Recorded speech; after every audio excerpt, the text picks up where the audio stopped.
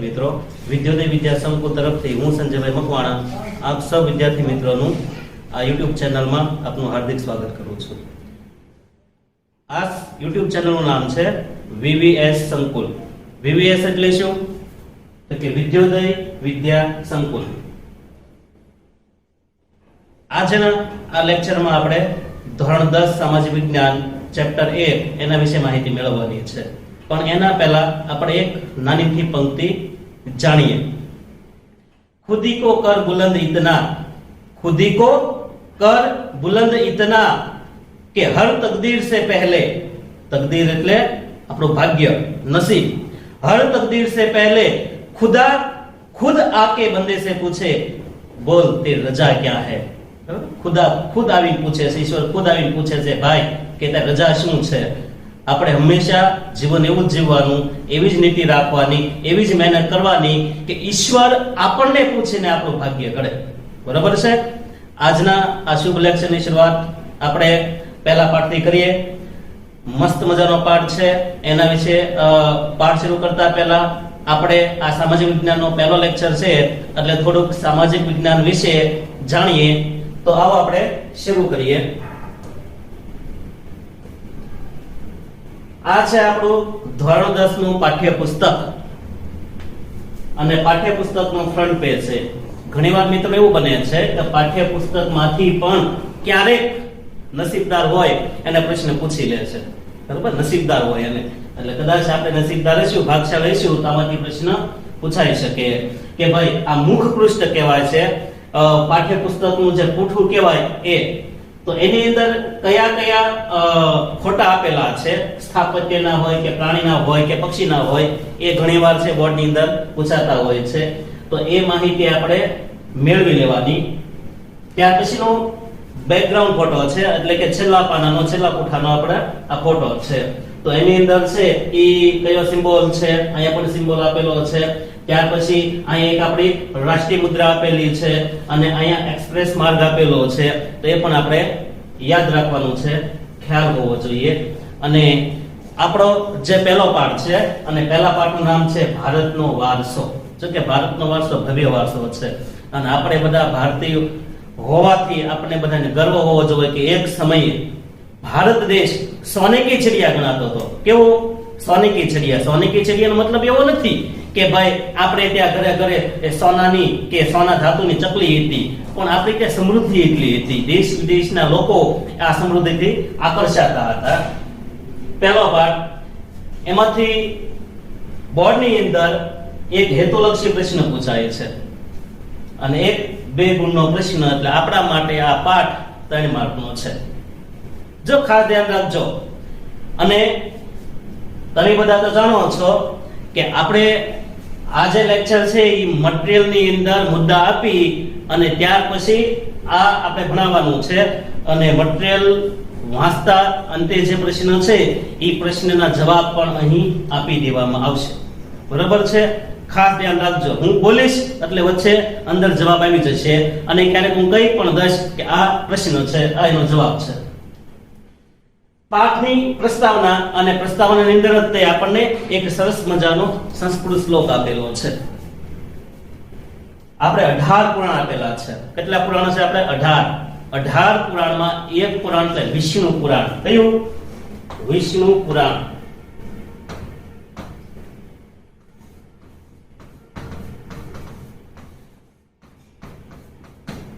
આ વિષ્ણુ પુરાણ એની અંદર એક સરસ મજાનો સંસ્કૃત શ્લોક આપ્યો છે અને એ સંસ્કૃત શ્લોકનો અર્થ આપણે ભારતનું સ્થાન દર્શાવે એવો કંઈક થાય છે. સંસ્કૃત શ્લોક હું બોલું છું, ધ્યાન રાખજો કે ઉત્તર યક્ષ સમુદ્રસ્ય હિમાદ્રસ્ય એવ દક્ષિણમ. આનો અર્થ એવો થાય છે કે ઉત્તરમ યક્ષ સમુદ્રસ્ય, આ હિન્દ મહાસાગર છે, સમુદ્ર છે, આ સમુદ્રની ઉત્તર બાજુ, જો સમુદ્રની ઉત્તર બાજુ, મારા શબ્દ પર ખાસ ધ્યાન આપજો, સમુદ્રની ઉત્તર બાજુ. બરાબર છે? યક્ષ સમુદ્રસ્ય ઉત્તરમ હિમાદ્રસ્ય એવ દક્ષિણમ. મતલબ કે હિમાદ્ર એટલે હિમાલય, જ્યાં તમે જોઈ શકો ઉપર હિમાલય છે, હિમાલયની દક્ષિણ બાજુએ. ખ્યાલ આવી ગયો? આપણો મહાસાગર છે એની ઉત્તર બાજુ અને હિમાલયની દક્ષિણ બાજુએ આપણા દેશનું સ્થાન આવેલું છે. એટલે ખાસ યાદ રાખજો, ભૂલ ન કરતા. વર્ષમ તદ ભારત નામ ભારતીયત્ર સંસતિ, અને એ જે પ્રદેશ છે અને જે પ્રદેશના ભારતના લોકો રહે છે એનું નામ ભારત છે. આપણે એને ભારતી, ભારત, ભારતવર્ષ, આર્યવર્ત, જંબુદ્વીપ આવા કેટલા નામથી ઓળખીએ છીએ.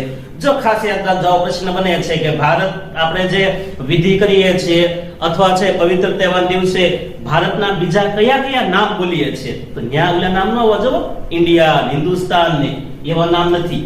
ભારતના પ્રાચીન નામ કયા છે તો કે ભરતવર્ષ, ભરતખંડ, ભારતવર્ષ, આર્યવર્ત અને જંબુદ્વીપ આવા નામ છે. યાદ રહેશે ને? એકવાર જોજો, મોઢે થઈ જશે. બરાબર? ઓકે. એમ તો તમે બધા ડાયા છો. આ થઈ ગયો આપણે ભારતના સ્થાન વિશેની માહિતી. અને હવે આપણે જોઈએ ભારતના બીજા પ્રખ્યાત નામ જણાવો હોય તો હમણાં જ મુદ્દો આવી ગયો છે કે ભારતવર્ષ, ભરતખંડ, આર્યવર્ત અને જંબુદ્વીપ આ ભારતના પાછા અલગ અલગ બીજા નામ પણ છે. પછી ભારતનું સ્થાન વસ્તીમાં અને વિસ્તારમાં કેટલામું છે તો આપણે બધાને ખ્યાલ છે. આ મારે કઈ જવાબ દેવાની જરૂર નથી, તેમ છતાં કહી દઉં કે વસ્તીમાં ભારતનું સ્થાન બીજું છે અને વિસ્તારની અંદર કેટલામું છે તો કે 7મું સ્થાન છે. જો 7મું, ભારત કરતા 6 દેશ મોટા છે. બધા નામ નથી બોલતો, જોઈ લીજો કયા કયા દેશ છે એ. જ્યારે વસ્તીમાં ભારતનું સ્થાન બીજું છે. બરાબર? પહેલા નંબરે ચીન છે અને પછી ભારત દેશ પછીના તે 6 દેશ આપેલા છે. હવે ભારતમાં ભાતીગળ સંસ્કૃતિ નિર્માણ કેવી રીતે થયું? 2 માર્કની અંદર તમને પૂછી શકે અને ખાસ આપણે યાદ રાખવાનું છે. ભાતીગળ એટલે શું? તો કે આપણે એક ગુજરાતીમાં એક સરસ મજાની રેસીપી છે ખાવાની વસ્તુ, એનું નામ છે ઊંધિયું. સાંભળ્યું ના? ખાધેલું બધાએ? ન ખાધું હોય તો મનમાં કહેતા પપ્પાને કહેજો, લાવી દે છે, મમ્મીને કહેજો બનાવી દે છે. બરોબર છે? નકર પાછા મને ગોતતા ગોતતા આવશે કે સાહેબ ઓલું ઊંધિયું લાવો તો જરાક ચખાડો તો ખબર પડે કેવું આવે. એમ પાછા મારી પાસે પડી જશો. એટલે ઊંધિયું, ઊંધિયાને શું કહેવાય આપણી સાહિત્યિક ભાષામાં? ઊંધિયું એટલે કે ભાતીગળ. એમ ભાતીગળ એટલે વિવિધ વસ્તુ જે ભેગી થાય છે. કેમ ઊંધિયાની અંદર ઘણી બધી શાકભાજી ભેગી થાય છે, એનો કુંભ મેળો ગણાય. એમ ભાતીગળ એટલે શું તો કે વિવિધ સંસ્કૃતિનું એક જગ્યાએ ભેગું થવું. ખ્યાલ આવી ગયો? એને ભાતીગળ કહેવાય. તો ભારતીય સંસ્કૃતિ કેવી છે? ભાતીગળ સંસ્કૃતિ છે. શા માટે છે એ તમને સમજાવી દઉં. બરાબર? જવાબ નથી પણ મૌખિક કહી દઉં. આ તમને પૂછાઈ શકે, મટીરિયલમાં પણ હશે કે વર્ષો પહેલા ઘણી બધી પ્રજાઓ ભારતમાં આવી. શક, હુમ, ક્ષત્રપ ને આ બધા તો અંગ્રેજો, મુગલો, પોર્ટુગીઝો આ તો હમણાં આવ્યા. આની પહેલા પણ કેટલી બધી પ્રજા આવી હતી તમને ખબર છે? તો કે ઓસ્ટ્રેલોઇડ, મોંગોલોઇડ, દ્રવિડ, આર્યો, બરાબર, અલ્પાઇન, ડિનારિક, આર્મેનોઇડ આ બધી પ્રજાઓ પ્રાચીન સમયમાં ભારતની અંદર આવેલી છે. અને એ બધી પ્રજાઓ કોઈ વેપાર માટે આવી હતી, કોઈ ફરવા આવી હતી, બરાબર છે, કોઈક શરણાર્થ માટે આવી હતી. અને આ બધી પ્રજાઓ ભારતમાં આવી વસવાટ કરી. એક પ્રજા બીજી પ્રજા સાથે વેપાર કરવા લાગી, લગ્ન સંબંધથી જોડાણી. એટલે બે એકબીજા સાથે લગ્ન સંબંધી જોડાય એટલે લોહી તો ભળી જ ગયું, પણ આના જે જીવનના પ્રસંગો હતા એ આ પ્રજામાં ભળી ગયા, આ પ્રજાના જે પ્રસંગો હતા એ આ પ્રજામાં ભળી ગયા. મતલબ કે બેયનું ઊંધિયું થઈ ગયું. બરાબર? તો આ રીતના છે ભારતની અંદર અનેક પ્રજાઓ આવવાથી અને એકબીજાની સંસ્કૃતિના જે તત્વો છે એનું આદાન પ્રદાન કર્યું. એને આદાન પ્રદાન લીધું, આપલે કરી. એમ તો સંસ્કૃતિ તત્વોનું આદાન પ્રદાન થવાથી ભારતની અંદર ભાતીગળ સંસ્કૃતિનું નિર્માણ થયું. માતા બેસરાજી લઈ એક પ્રશ્ન મેં પૂરો કરી નાખ્યો. અહીં કે જવાબ નથી, હું બોલી ગયો, એ જવાબ છે. પાછા યાદ રાખજો, નકર પરીક્ષામાં પાછા એ કે આમી કે સાહેબ મજા આવી ગઈ, કે સમજાયું એ બરોબર કે આ ઊંધિયું શાકભાજી ને એમાં મજા આવી ગઈ, જવાબ નું આવ્યો. પણ પાકું કરજો. નવો પ્રશ્ન છે, એ પણ આપણે મટીરીયલ અંદર આપેલો છે, જવાબ સહિત છે. એ પણ આપણે જાણીએ કે ભારતનો વૈવિધ્યસભર વારસો, આપણો જે વારસો છે એ વિવિધસભર છે. શા માટે છે? કોણે ફાળો આપ્યો છે? એનો જવાબ આપણે અહીં આપવાનો છે કે ભારતનો વૈવિધ્યસભર વારસા નિર્માણમાં કોણે કોણે ફાળો આપ્યો છે? કેટલા બધાએ ફાળો આપ્યો બોલો. આમાં એકનું નામ નહીં આવે, પર્સનલ નામ તો નહીં આવે કે સંજયભાઈ, અશ્વિનભાઈ, વાઘેલા સાહેબ, તુલસીભાઈ, જયદીપભાઈ, નિલેશભાઈ, ભાવિકભાઈ પર્સનલ નામ નહીં આવે, એકારે સમૂહવાચક નામ છે અને બધાએ ફાળો આપ્યો છે. કોને કોને ફાળો આપ્યો? ઋષિ મુનિઓએ, સંતોએ, વિદુષીઓએ.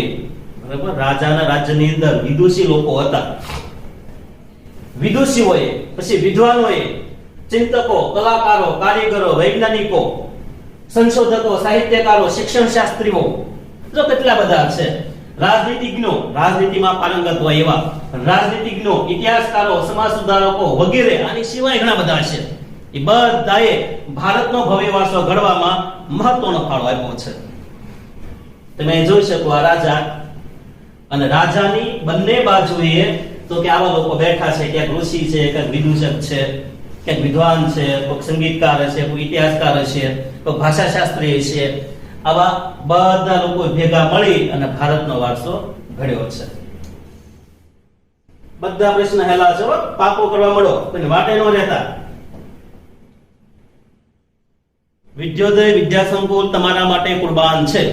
ભણવા મળો, લખવા મળો, ઘરે બેઠા તો ઘરે બેઠા આવડી જવું જોઈએ આપણને. તો સંસ્કૃતિનો અર્થ આપો. સંસ્કૃતિ કોને કહેવાય? તો કે બે ત્રણ વ્યાખ્યા આપી છે, એમાં મહત્વની જે વ્યાખ્યા છે એ તમને કહી દઉં. અહીંથી શરૂ થશે. આ જે મેં રાઉન્ડ કર્યો છે એ આપણી મહત્વની વ્યાખ્યા છે.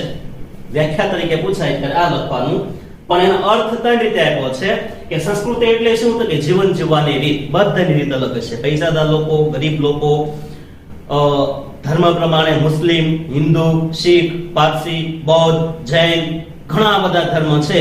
એ બધા જો જીવન જીવવાની રીત અલગ હશે.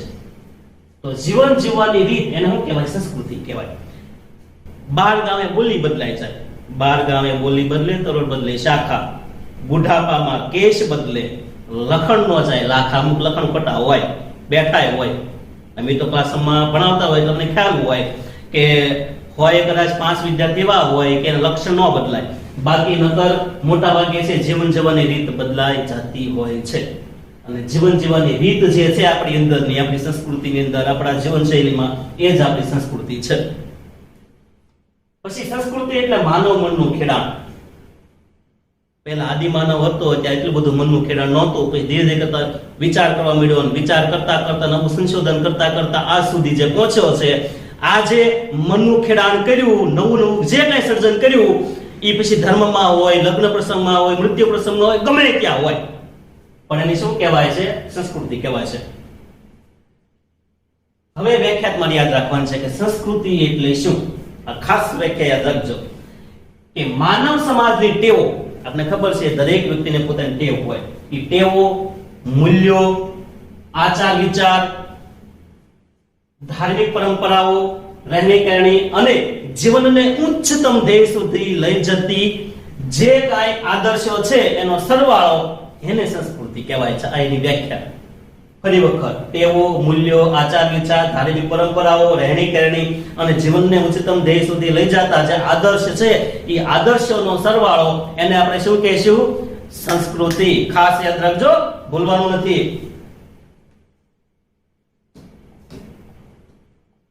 ખરેખર આમ કાન પકડીને કહેજો, મારા હામ ખાઈને કહેજો કે 9માં જે સમાજ ભણ્યા થાય કેટલું અઘરું હતું.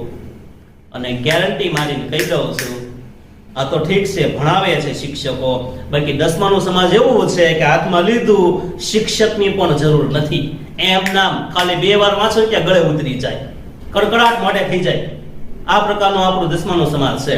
એટલે હવે બીવાની જરૂર નથી. સંજય સાહેબ અથવા છે હેલમ હેલું સમાજ તમારી સાથે છે, ખાલી વાંચવાનું છે. આપણે સંસ્કૃતિ બને કેવી રીતે એ આપણે જોવાનું છે. તો કે સંસ્કૃતિ બનાવવામાં એક દિવસમાં કઈ બની ન જાય. કુકરમાં નાખ્યું, 2 સીટી મારીને 2 સીટી વાગીને કુકર ઉગાડ્યું, સંસ્કૃતિ તૈયાર ના રે ના. સંસ્કૃતિ તો કે વર્ષોથી, યુગો યુગોથી બનતી આવે છે. સમાજમાં જે બદલાતા સંજોગો છે, કેમ પહેલા આ રીતના આશ્રમમાં જઈને ભણતા, પછી સંજોગ બદલાઈ ગયા તો આવા ક્લાસરૂમની ખુરશીમાં બેસતા થયા, સંજોગ બદલાઈ ગયા. હવે આપણે ઘરે બેઠા ઓનલાઈન ફોનમાં ભણીએ છીએ. જો તમે અત્યારે જે ભણી રહ્યા છો તે બદલાઈ ગયા સંજોગ, ઘરે બેઠા આપણે ભણીએ છીએ. તો આ જે બદલાઈ ગયેલા સંજોગ છે, બરાબર, એ સંસ્કૃતિ કરે છે. એ જ રીતના પહેલા જે આપણા વડીલો કહેવાય, મારી ભાષામાં ગડિયા બડિયા. આપણા વડીલો હતા એ નીચે બેસી પંગજ પાડી જમતા. ઘણાને ભૂખ લાગી, શખ્સાબી કઈ વાત ન કરો નહીં કે આ ભૂખ લાગી ગઈ કે. પણ નવી પેઢી પ્રમાણે તો કે ઓલી ઊભા ઊભા ખાવાની સિસ્ટમ, બુફે સિસ્ટમ આવી ગઈ. તો આને શું કહેવાય? પરંપરા બદલાણી કહેવાય છે. તો સંજોગો અનુસાર જનજીવનમાં આવતા જે પરિવર્તન છે એ પરિવર્તનો, સુધારા, સામાજિક નીતિ રીતિ વગેરે દ્વારા આપણી નવી સંસ્કૃતિ બને છે. બરાબર છે? આ રીતના છે સંસ્કૃતિ નિર્માણ પામે છે. હવે જોઈએ આપણે વારસા. વારસો પ્રશ્ન આવશે. વારસો કોને કહેવાય? વારસો એટલે શું? ઉપર એક રેપ ખવાઈ ગયો છે. માતા બેસરાજી લેખે અહીંયા વારસો એટલે શું?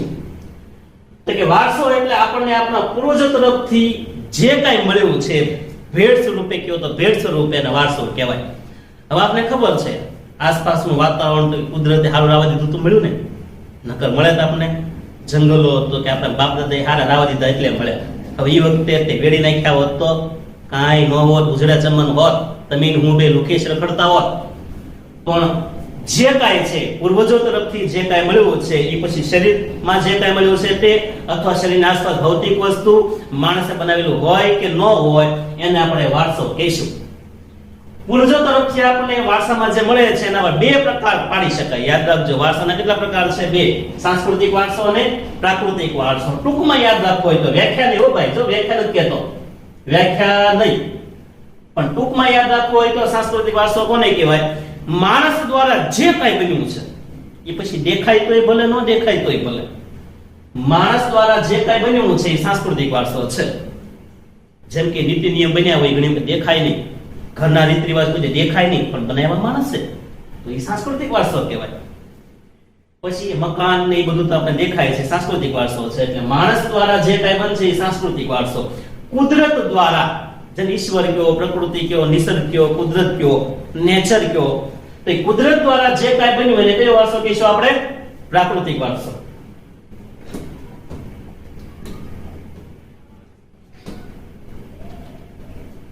હવે આપણે જે ભણવાનું છે આ પાઠની અંદર એવા બે પ્રકારના વારસા ભણવાનું છે. પ્રાકૃતિક વારસો આપણે આ પાઠમાં ભણવાનો, સાંસ્કૃતિક વારસો આપણે આ જ પાઠની અંદર ભણવાનો છે. અને પછી બીજો, ત્રીજો, ચોથો, પાંચમો, છઠ્ઠો 7 પાઠ આપણે સાંસ્કૃતિક વારસાના છે. પણ અત્યારે આપણે બે વારસો ભણવાનો છે અને એમાંનો પહેલો વારસો છે આપણે ભારતનો પ્રાકૃતિક વારસો. હવે પ્રાકૃતિક વારસો કોને કહેવાય? કુદરત દ્વારા જે કાંઈ બને એનું પ્રાકૃતિક વારસો કહેવાય. પણ એ વ્યાખ્યા નથી, યાદ રાખવાનું છે. વ્યાખ્યા અહીંયા આપેલી છે, એ તમારે યાદ રાખવાની છે. જો આપ્યું છે પ્રાકૃતિક વારસાની વ્યાખ્યા આપો તો કે પ્રકૃતિ, જો 3 શબ્દ યાદ રાખવાના છે, 3 શબ્દ યાદ રહી જાય એટલે વ્યાખ્યા આવડી જાય. પ્રકૃતિ, પર્યાવરણ અને માનવ જીવન વચ્ચે 3 વસ્તુ છે. એક પ્રકૃતિ, એક આપણી આસપાસનું જે આવરણ છે એ પર્યાવરણ, અને માનવ જીવન વચ્ચે આ 3 વચ્ચે જે નિકટનો સંબંધ છે એને શું કહેવાય? પ્રાકૃતિક વારસો કહેવાય છે. બરાબર? પ્રાકૃતિક વારસામાં કોનો સમાવેશ થાય છે? તો આપણી વસ્તુ જે આપણી આસપાસ જે કઈ કુદરત બને બધો સમાવેશ થાય. જેમ કે આ ઝરણા, આ રણપ્રદેશ, આ જંગલો, બરાબર છે, આ પર્વતો, આ દરિયા કિનારો, બરાબર છે, આ સરસ મજાના કુદરતી દ્રશ્ય છે તે, તો આ બધાનો સમાવેશ ક્યાં થાય છે? પ્રાકૃતિક વારસામાં થાય છે. આ પણ પ્રશ્ન બનશે હો, યાદ તમારે રાખવાનું છે, હું કહેતો જાશ. આ બધું પ્રાકૃતિક વારસો છે. નદીનો ઉગતા, નદીની કાંઠે ઉગતો સૂર્ય હોય કે આથમતો સૂર્ય હોય એ પણ પ્રાકૃતિક દ્રશ્ય જ છે. પછી આ બધા પ્રાણીઓ, પક્ષીઓ, બરાબર છે, આ બધા છે. પછી ખનિજો, ખડકો, ઋતુઓ, જીવજંતુઓ, પશુ પક્ષી, ભૂમિ દ્રશ્યો બધાનો સમાવેશ પ્રાકૃતિક વારસામાં થાય. રહેશે ને યાર? એમ તો તમે બધા ડાયર છો, બોલો મારી કરતા. ખાલી 2 વખત આ વિડિયો અથવા 2 વખત વાંચ્યું હોય ને મોઢે થઈ જશે. હવે પ્રાકૃતિ આપણી કઈ સુવિધા સાચવે છે, કઈ વસ્તુ આપણને આપે? સામાન્ય છે ભાઈ. આપણી શુદ્ધ આહાર કોણ આપે? પ્રકૃતિ. શુદ્ધ પાણી કોણ આપે? પ્રકૃતિ. શુદ્ધ વાયુ કોણ આપે? પ્રકૃતિ. રહેવાની જગ્યા કોણ આપે? પ્રકૃતિ. અને વિહારની, ફરવાની જગ્યા કોણ આપે છે? પ્રકૃતિ. કેટલું સહેલું છે બધું. પ્રકૃતિ સાથેનો આપણો વ્યવહાર શ્રદ્ધાપૂર્વકનો છે. આ બાબત સ્પષ્ટ ક્યાં થઈ છે એ આપણે કહેવાનું છે કે કે વર્ષોથી આપણે પ્રાકૃતિક વારસા ઉપર આપણે શ્રદ્ધા છે, વિશ્વાસ છે. અને વિશ્વાસ જે અપાવતું પુસ્તક કયું છે કે બે પુસ્તક છે. એક બુદ્ધ ધર્મની અંદર, બૌદ્ધ ધર્મની અંદર જાતક કથાઓ છે, બૌદ્ધ ધર્મની જાતક કથાઓ, એમાં પણ પ્રકૃતિનું વર્ણન છે. અને આપણે પંચતંત્રની વાર્તા, ઈસપની વાર્તા, એની અંદર પણ તો કે પશુ પક્ષી અને માણસની વાર્તાઓ છે. અને માણસ અને પશુ પક્ષી કે પછી જંગલ, બરાબર, એની વચ્ચેનો સંબંધ અહીંયા દર્શાવવામાં આવ્યો છે. એટલે બે પુસ્તકના નામ યાદ રાખજો, જાતક કથાઓ અને પંચતંત્ર. કયા પ્રકારના સંગીતમાં પ્રકૃતિની અસર વર્તાય છે? એવું કયું સંગીત છે કે જેમાં પ્રકૃતિની અસર છે? પોપ સંગીતની વાત નથી, રોક સંગીતની વાત નથી, બરાબર છે. આપણે પ્રાચીન રાગ ઘણા બધા એવા છે જે ઋતુ પ્રમાણે રાગ, ઋતુ પ્રમાણે ગીત, ઋતુ પ્રમાણે લોકગીત બધું છે. વર્ષા ઋતુમાં તો કે વરસાદના ગીત હશે, શિયાળામાં ગુલાબી ઠંડી હોય તો એના ગીત હશે, કડકડતો ઉનાળો હશે, ગ્રીષ્મ કે પાનખર તો એના ગીત હશે. એટલે ઋતુ પ્રમાણેના ગીત હશે, ઋતુ પ્રમાણેનું સંગીત છે. લોક સંગીત અને શાસ્ત્રીય સંગીતમાં પ્રકૃતિની અસર વર્તાય છે. જેમ કે ઋતુ અને પ્રદેશ પ્રમાણે લોકગીત હોય છે. અને ઘણા બધા લોકગીત તમે સાંભળ્યા હશે, જોયા હશે. મેઘ મલ્હાર, જો નામ જ જુઓ, મેઘ અને મલ્હાર ઋતુનું નામ છે. મેઘ એટલે વરસાદ, બરાબર છે. તો વરસાદમાં જે ગવાતા રાગમાંના આ બે રાગ છે. જો કે ગમે ત્યાં ગાઈ શકાય છે, એવું કઈ નથી, પણ ઈ નામ જ એવા જુઓ કે જેની અંદર છે ઋતુની અસર તમને દેખાશે. ત્યાર પછી આપણે જોઈએ નવું કે આપણે રોજ જે જીવીએ છીએ, રોજિંદા જીવનમાં આપણે જીવન જીવીએ છીએ, ત્યાં પ્રકૃતિનું નિરૂપણ કઈ રીતના આપણે કરીએ છીએ, કઈ રીતના પ્રકૃતિનો ઉપયોગ થાય છે? તો કે આપણે ચિત્ર દોરીએ, એમાંય કુદરતી દ્રશ્ય છે, પ્રાણી પક્ષી બધા આવી જશે ને. એટલે ચિત્રમાં પણ પ્રકૃતિ આવી જાય, સંગીતમાં પણ પ્રકૃતિ રહેલી છે. તહેવાર પ્રકૃતિ પ્રમાણે હોય. જો ચોમાસાનો તહેવાર અલગ, શિયાળાનો તહેવાર અલગ, ઉનાળાનો તહેવાર અલગ, બરાબર છે. જેવા તહેવાર હશે એવી ખાણીપીણી અલગ, એવા મેળા અલગ, મજા આવે. કવિતાઓ ઉપર તો કે પ્રકૃતિની અસર છે. જેવી ઋતુઓ છે, બરાબર, જેવો દિવસ હશે, જેવી મોસમ હશે એવી કવિતાઓ હશે, જેવો પ્રદેશ હશે, ઉચ્ચ પ્રદેશમાં રહેતા હોય, રણ વિસ્તારમાં રહેતા હોય, ખીણ પ્રદેશમાં રહેતા હોય, તે બધાના ગીત અલગ હોય. ખોરાક, પહેરવેશ, જો જેવી પ્રકૃતિ છે એવો ખોરાક હશે. ઉનાળો હશે તેવો ખોરાક હશે, શિયાળો છે એવો ખોરાક હશે, હિમાલયમાં રહેતા છે એવો ખોરાક ખાતા હશે, રણ વિસ્તારમાં રહેતા હશે એનો ખોરાક અલગ હશે. એટલે જેવો પ્રકૃતિ એવો ખોરાક અને પહેરવેશ હોય છે. તો ચિત્ર, સંગીત, તહેવાર, કવિતાઓ, ખોરાક, પહેરવેશ આ બધાની ઉપર પ્રકૃતિની અસર છે. આમાં તમારું કઈ હાલતું નથી. બોલો, પ્રકૃતિ કેમ થાય છે? કઈ કઈ ચિકિત્સા પદ્ધતિ પૂર્ણપણે છે પ્રકૃતિ આધારિત છે? મોસ્ટ ટાઈપી પ્રશ્ન આવશે. ચિકિત્સા એટલે આપણે જે તાવ આવી જાય, બીમારી આવે, જે આપણે સારવાર કરે ચિકિત્સા કહેવાય. તો એ કઈ ચિકિત્સા પદ્ધતિ છે જે આપણે જણાવવાની છે? તો કે યુનાની પદ્ધતિ. યાદ રાખજો, કઈ કઈ ચિકિત્સા પદ્ધતિ પ્રકૃતિ આધારિત છે? યુનાની, આયુર્વેદ પદ્ધતિ, નિસર્ગોપચાર પદ્ધતિ, જેને આપણે નેચરોપેથી કહીએ છીએ. તો આ ત્રણ પદ્ધતિ છે એ પ્રકૃતિ આધારિત છે. બરાબર, યાદ રાખવા મળો. એક એક પ્રશ્ન બે ત્રણ પ્રશ્ન, વાર ન લાગે. ભારતના ભૂમિ દ્રશ્ય વિશે માહિતી આપો. ભૂમિ દ્રશ્ય એટલે શું? લેન્ડસ્કેપ આપણે કહીએ છીએ. કઈ સરસ મજાનું કુદરતી દ્રશ્ય બનતું હોય એને શું કહેવાય? આપણે ભૂમિ દ્રશ્ય કહીએ છીએ. આ તમે જો હિમાલયનું કેવું સરસ મજાનું ભૂમિ દ્રશ્ય છે, આ તરાઈના જંગલનું ભૂમિ દ્રશ્ય છે. અને ઈ ભૂમિ દ્રશ્યની અંદર આ બધા તો કે આપણા કેવાય ધર્મસ્થળો આવેલા છે. યમનોત્રી, ગંગોત્રી, કેદારનાથ, બદ્રીનાથ, આ બધા ભૂમિ દ્રશ્યની અંદરના છે. ભૂમિ દ્રશ્યની અંદર આ બધા તો કે આપણને જોવા મળતા પ્રાણીઓ છે, પક્ષીઓ છે. એટલે ભૂમિ કે ક્ષિતિજના વિવિધ આકાર જે આપણે રચના થાય છે, એ ઉગતો સૂર્ય હોય, આથમતો સૂર્ય હોય કે જે કાંઈ હોય, તે નદી કિનારો હોય કે રણ વિસ્તાર હોય, એ સરસ મજાનું દ્રશ્ય ઊભું થાય છે ને શું કહેવાય? ભૂમિ દ્રશ્ય કહેવાય છે. તો ભારતની અંદર તો આવા ઘણા બધા ભૂમિ દ્રશ્યો છે. એમાંય હિમાલયની વાત કરો તો હિમાલયમાં તો આમ ફરો તોય ભૂમિ દ્રશ્ય, આમ ફરો તોય ભૂમિ દ્રશ્ય. અરે બધી બાજુનું ભૂમિ દ્રશ્ય. તે ઉપર જાઓ તો નીચે ભૂમિ દ્રશ્ય, નીચે ઉપર જાઓ તોય ભૂમિ દ્રશ્ય. મજા આવે એવું કે સાહેબ જીએ જાવું છે. બરાબર, એક વખત તો જવું છે, કારણ કે કાશ્મીર, હિમાલય ઈ પૃથ્વી ઉપર નામ ગણો તો આપણા માટે સ્વર્ગ જ ગણાય છે. એટલે ભલે ઓલા ઉપર સ્વર્ગમાં ન જવાય, આ સ્વર્ગમાં પહેલા જઈ આવવું છે. અને હિમાલયને આપણી પર કેટલી બધી અસર છે. હિમાલયનો પ્રશ્ન પૂછાય છે તો કે હિમાલય આપણે શુદ્ધ પીવાનું પાણી આપે, 12 માસ વહેતી નદી આપે છે, પછી ત્યાં જંગલો આપે છે, ત્યાં સરસ મજાના પોચા લાકડા આપે છે આપણને, ત્યાર પછી આપણું રક્ષણ કરે છે. ચીન ને પાકિસ્તાન થી આપણું રક્ષણ કરતું હોય તો હિમાલય છે, એટલે આપણું સંતરી છે. આમ અનેક હિમાલયના ઉપયોગો છે, ગણાય નહીં, વિણાય નહીં. બરાબર. હવે આવશે પ્રાકૃતિક વારસાના એક અંગ તરીકે નદીઓનું મહત્વ. હું માટે સમજાઈ દઉં છું. જો નદીઓમાં સાંજનો સમય ને નદીઓમાં સવારનો સમય મજા આવે, પણ આપણા જીવનમાં નદીઓનું મહત્વ. નદી એટલે પ્રકૃતિ તત્વ. નદી વગર માણસનું જીવન શક્ય નથી. બરાબર, માણસનું જીવન છે જોજો નદીને કાંઠે જ પાંગર્યું છે. કોઈ પણ મોટું શહેર હશે, મોટા ભાગે નદી કિનારે થશે. તમારે જોવું હોય તો જોઈ લીજો, કાં દરિયા કાંઠે હશે, કાં નદી કિનારે હશે, કાં મોટું સરોવર હશે, ત્યાં હશે. એટલે નદી છે એ માણસના જન્મ માટેનું એક ઉદ્ભવ સ્થાન છે. અને ભારતીય સંસ્કૃતિ 2 નદીને કાંઠે વિકસી છે, યાદ રાખજો. જો યાદ રાખવાનું કહું છું, જ્યાં જ્યાં યાદ રાખવાનું કયો એટલે સમજવાનું કે સાહેબ આપણે ટકોર કરે છે કે આ વસ્તુ યાદ રાખવાની છે.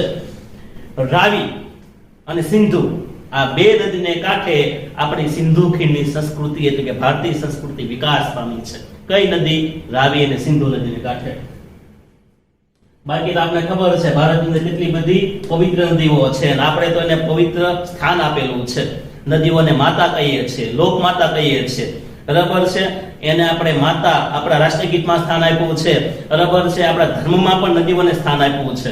અને આપણે પીવાનું પાણી, વાપરવાનું પાણી, ઉદ્યોગનું પાણી, સિંચાઈનું પાણી, આ બધું પાણી કોણ આપે છે? નદીઓ આપે છે.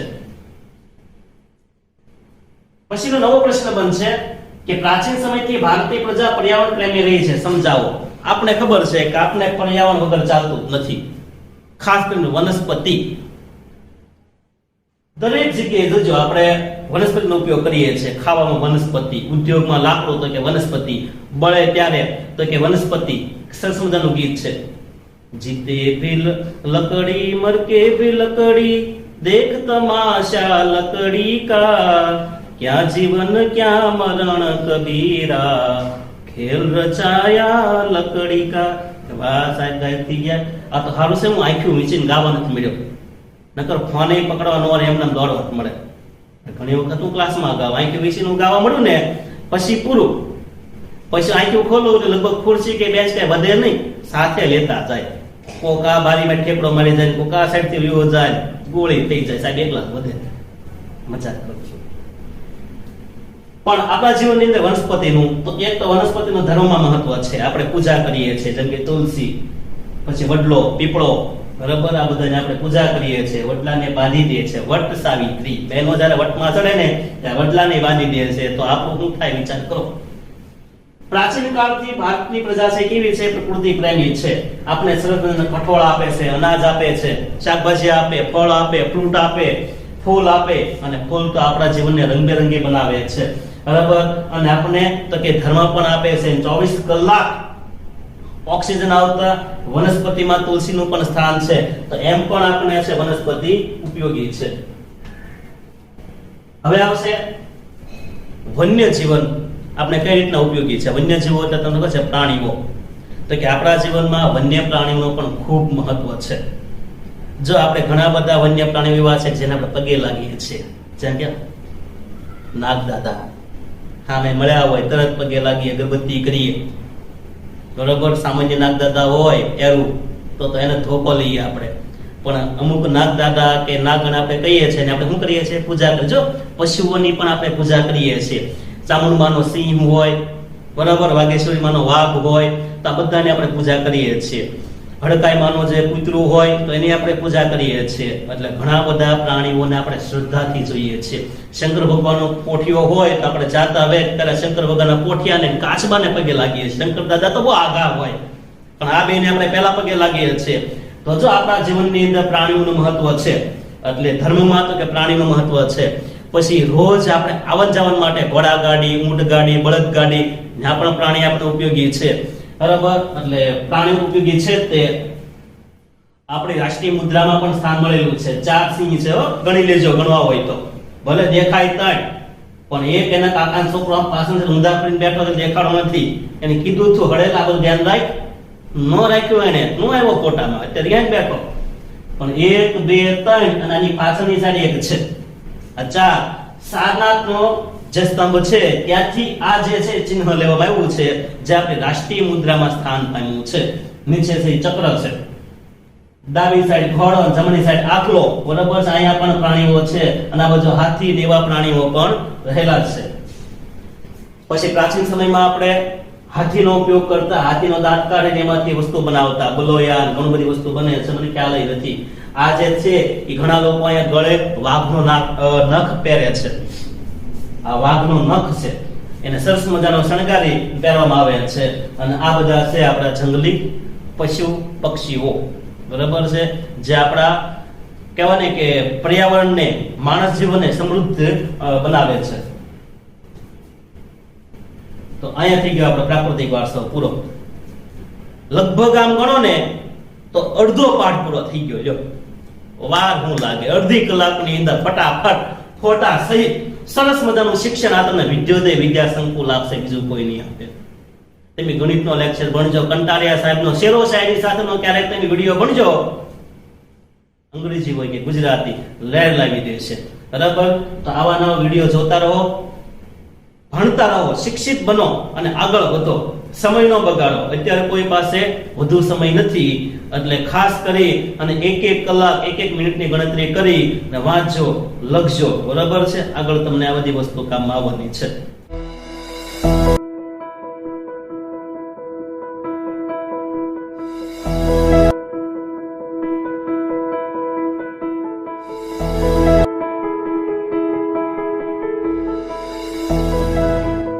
નમસ્કાર વિદ્યાર્થી મિત્રો, વિવેશ સંકુલ યુટ્યુબ ચેનલમાં હું સંજયભાઈ મકવાણા આપ સૌ વિદ્યાર્થી મિત્રોનું હાર્દિક સ્વાગત કરું છું.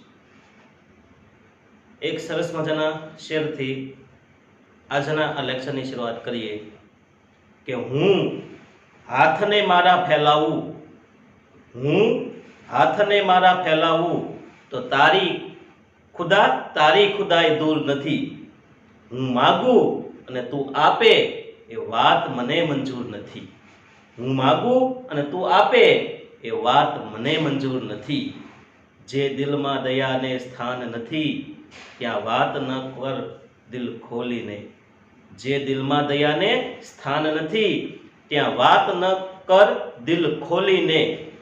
એ પાણી વિનાના સાગરને નાઝીરને કશીએ જરૂર નથી. એ પાણી વિનાના સાગરની નાઝીરને કશીએ જરૂર નથી. કેમ છો મિત્રો? મજામાં? નાઝીર એટલે કોણ? નાઝીર દેખૈયા, એનું તખલ્લુસ છે. ભાવનગરના ખ્યાતનામ કવિ ગઝલકાર, નામ છે નાઝીર દેખૈયા. એકવાર એની ગઝલ વાંચજો અથવા છે ઓનલાઈન યુટ્યુબ પર સાંભળશો, મજા આવશે. ઘણા બધા અર્થ સાર એમાંથી નીકળશે. ઓકે, તો આજના લેક્ચરની શરૂઆત કરીએ. તો આજે આપણે ભણવાનું છે ધોરણ 10 સામાજિક વિજ્ઞાન પાઠ પહેલો. પાઠ પહેલાની અંદર અડધો પાઠ આપણે અગાઉના લેક્ચરમાં પૂર્ણ કર્યો. યાદ છે ને તમને? પ્રાકૃતિક વારસો. જો આપણે આ પહેલા પાઠની અંદર 2 પ્રકારના વારસા ભણવાના છે, એક પ્રાકૃતિક વારસો અને એક સાંસ્કૃતિક વારસો. એમાં આપણે છે પ્રાકૃતિક વારસો તો અગાઉના લેક્ચરમાં પૂરો કર્યો છે, તમને ખ્યાલ હશે. હવે આપણે જે ભણવાનો છે એ સાંસ્કૃતિક વારસો ભણવાનો છે. અહીંયા ટાઇટલ તમે જોઈ શકો, ભારતનો સાંસ્કૃતિક વારસો.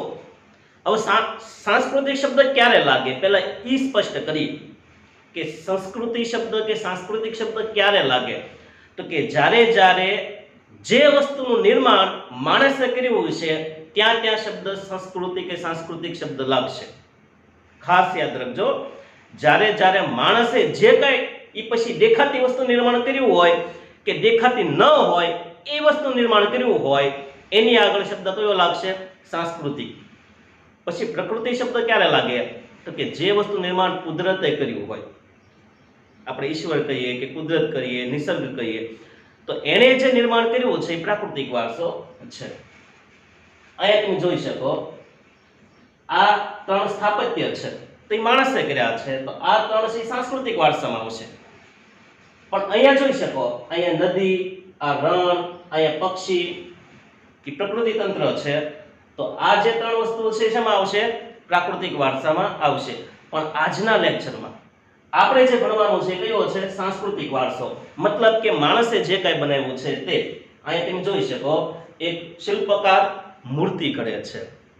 ઈશ્વર પણ માણસ પણ કેવો કલાકાર છે. માણસ પણ કેવો કલાકાર છે. ઈશ્વરને પોતાના હાથે ઘડે છે. વિચાર તો કરો. જો તમે દ્રશ્ય જોઈ શકો કે માણસ પણ કેવો મોટો કલાકાર છે. ઈશ્વરને પોતાના હાથે ઘડે છે. લ્યો, માણસની કાબિલિયત તો જો, માણસ શું નથી કરી શકતો, ઈશ્વરને પણ ઘડી શકે છે. ભલે ઈશ્વરે આપણને ઘડ્યા છે, પણ અહીંયા દ્રશ્ય કે કેવું છે ભાઈ, કે માણસ ઈશ્વરને ઘડે છે. માણસે ઈશ્વરને બનાવ્યા છે. હવે જોઈએ આપણે ભારતનો સાંસ્કૃતિક વારસો. તો સાંસ્કૃતિક વારસાની વાત આવે એટલે મેં તમને પહેલા શબ્દ કહી દીધો છે. કયો શબ્દ?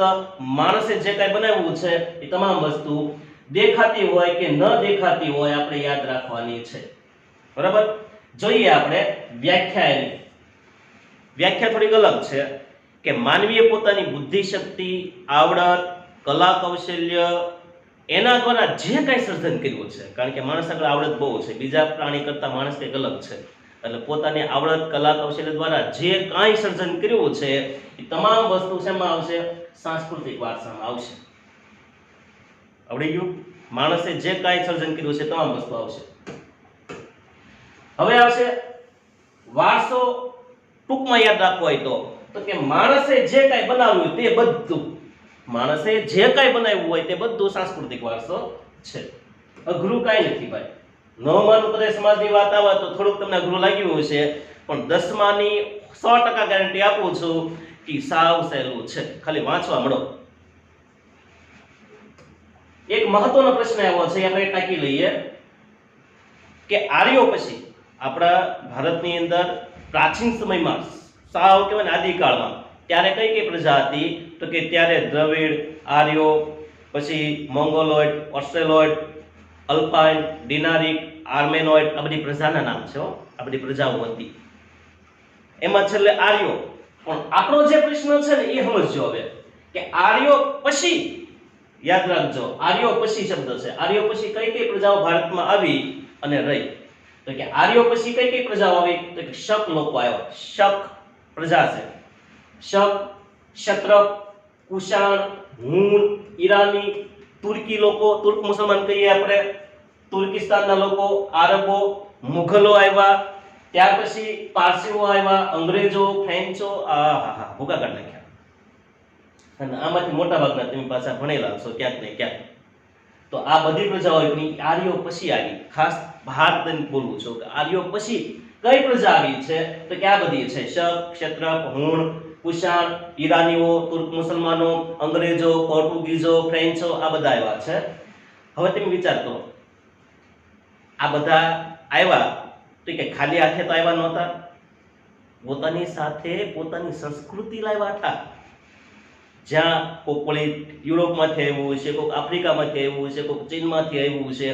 આ બધા એક તો પોતાનો ચામડીનો રંગ લાવ્યા, પોતાના ડીએનએ સાથે લાવ્યા, વત્તા પોતાની સાથે પોતાની ભાષા સાથે લાવ્યા, પોતાના કપડાં જે પહેરે છે સ્ટાઇલ સાથે લાવ્યા, પોતાની જે ખાણીપીણી છે એ પદ્ધતિ સાથે લાવ્યા.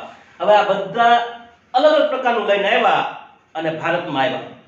તો ભારતમાં આવ્યા એટલે એકબીજાના સંપર્કમાં તો આવે કે નહીં? કોઈ વેપાર માટે સંપર્કમાં આવે, કોઈ કોળે છે મદદ માટે સંપર્કમાં આવ્યું, કોઈ કોળે છે લગ્ન પ્રસંગમાં સંપર્કમાં આવ્યું, દીકરી દીધી, દીકરી લીધી, દીકરો દીધો, દીકરો લીધો, આ રીતના છે એ એકબીજા સંપર્કમાં આવ્યા. સંપર્કમાં આવવાથી એને સાંસ્કૃતિક તત્વોનું આદાન પ્રદાન કર્યું. બોલો, આની ભાષા ઓલાને આપી, એની ભાષાના શબ્દ આને લીધા.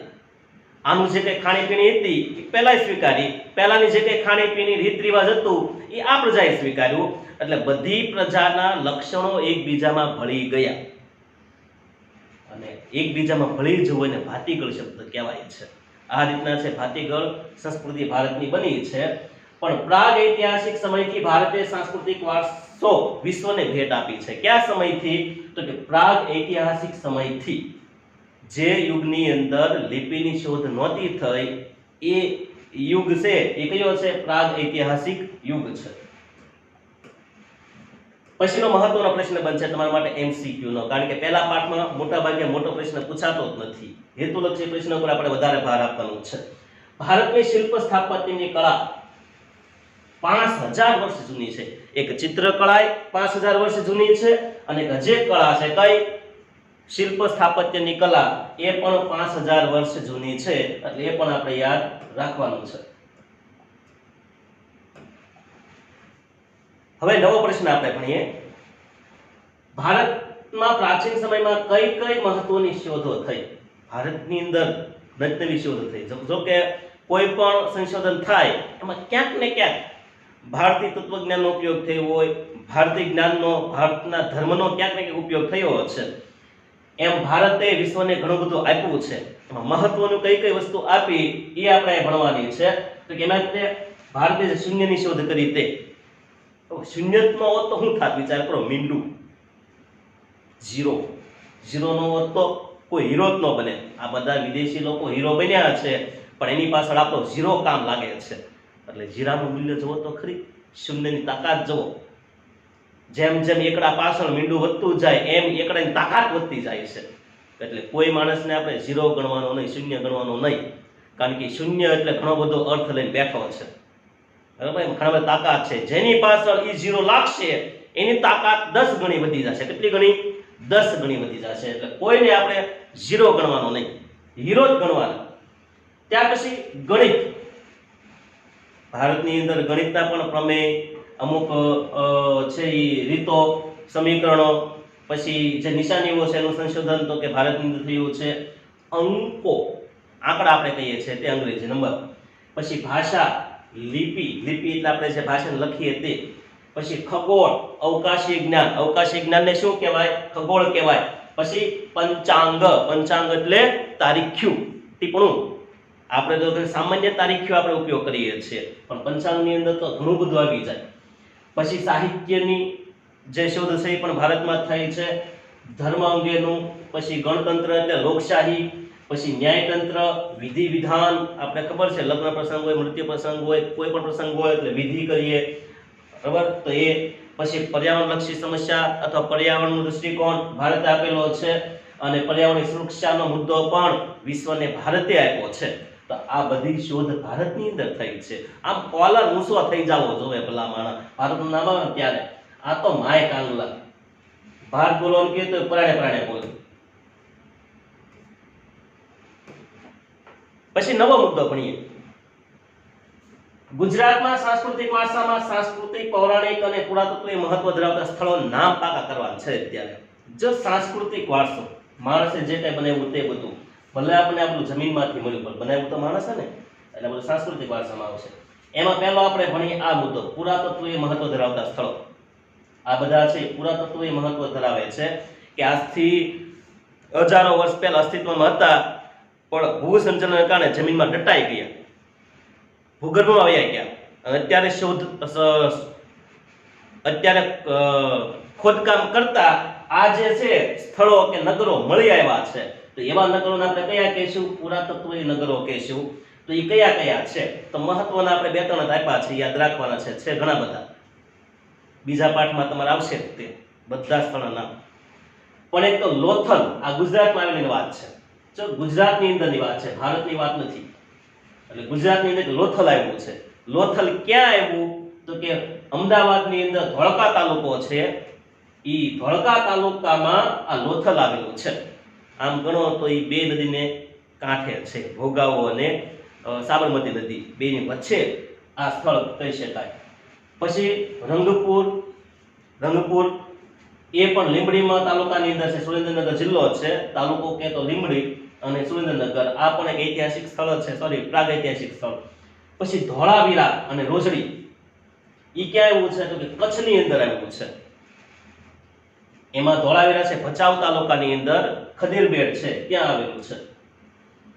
તમે જોઈ શકો આ પ્રાચીન સમયના નગરો છે. લોથલ કંઈક આવું દેખાતું હતું અને અત્યારે એના અવશેષો કંઈક આવા છે, ખાસ કરીને ધોળાવીરાના છે. અને આ જે છે લોથલના, લોથલમાં તો એવી સિસ્ટમ હતી કે ઠેઠ જ્યાં છે ઈ ગામની અંદર, સિટીની અંદર, નગરની અંદર આવી જતું, એવી રચના હતી પ્રાચીન સમયના આ લોથલની. કેવું એનો એન્જિનિયર હશે. પછી હવે ઓલા જે મુદ્દા હતા પ્રાગૈતિહાસિક હતા, આ જે મુદ્દા છે ઐતિહાસિક મહત્વ ધરાવતા હોય એ મુદ્દા છે, એ તમારે યાદ રાખવાના છે. એમાં અમદાવાદમાં કયા કયા સ્થળો છે ઐતિહાસિક જે કઈ મહત્વ ધરાવે છે, એ મહત્વ ધરાવતા અમદાવાદના સ્થળો કયા?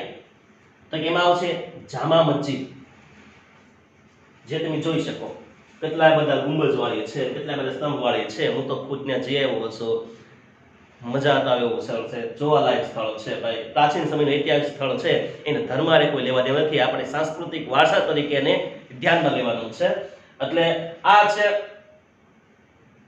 જામા મસ્જિદ, જે ગુજરાતની સૌથી મોટી મસ્જિદ છે. જો સાથે સાથે સામાન્ય જ્ઞાનનો પ્રશ્ન પણ બની ગયો.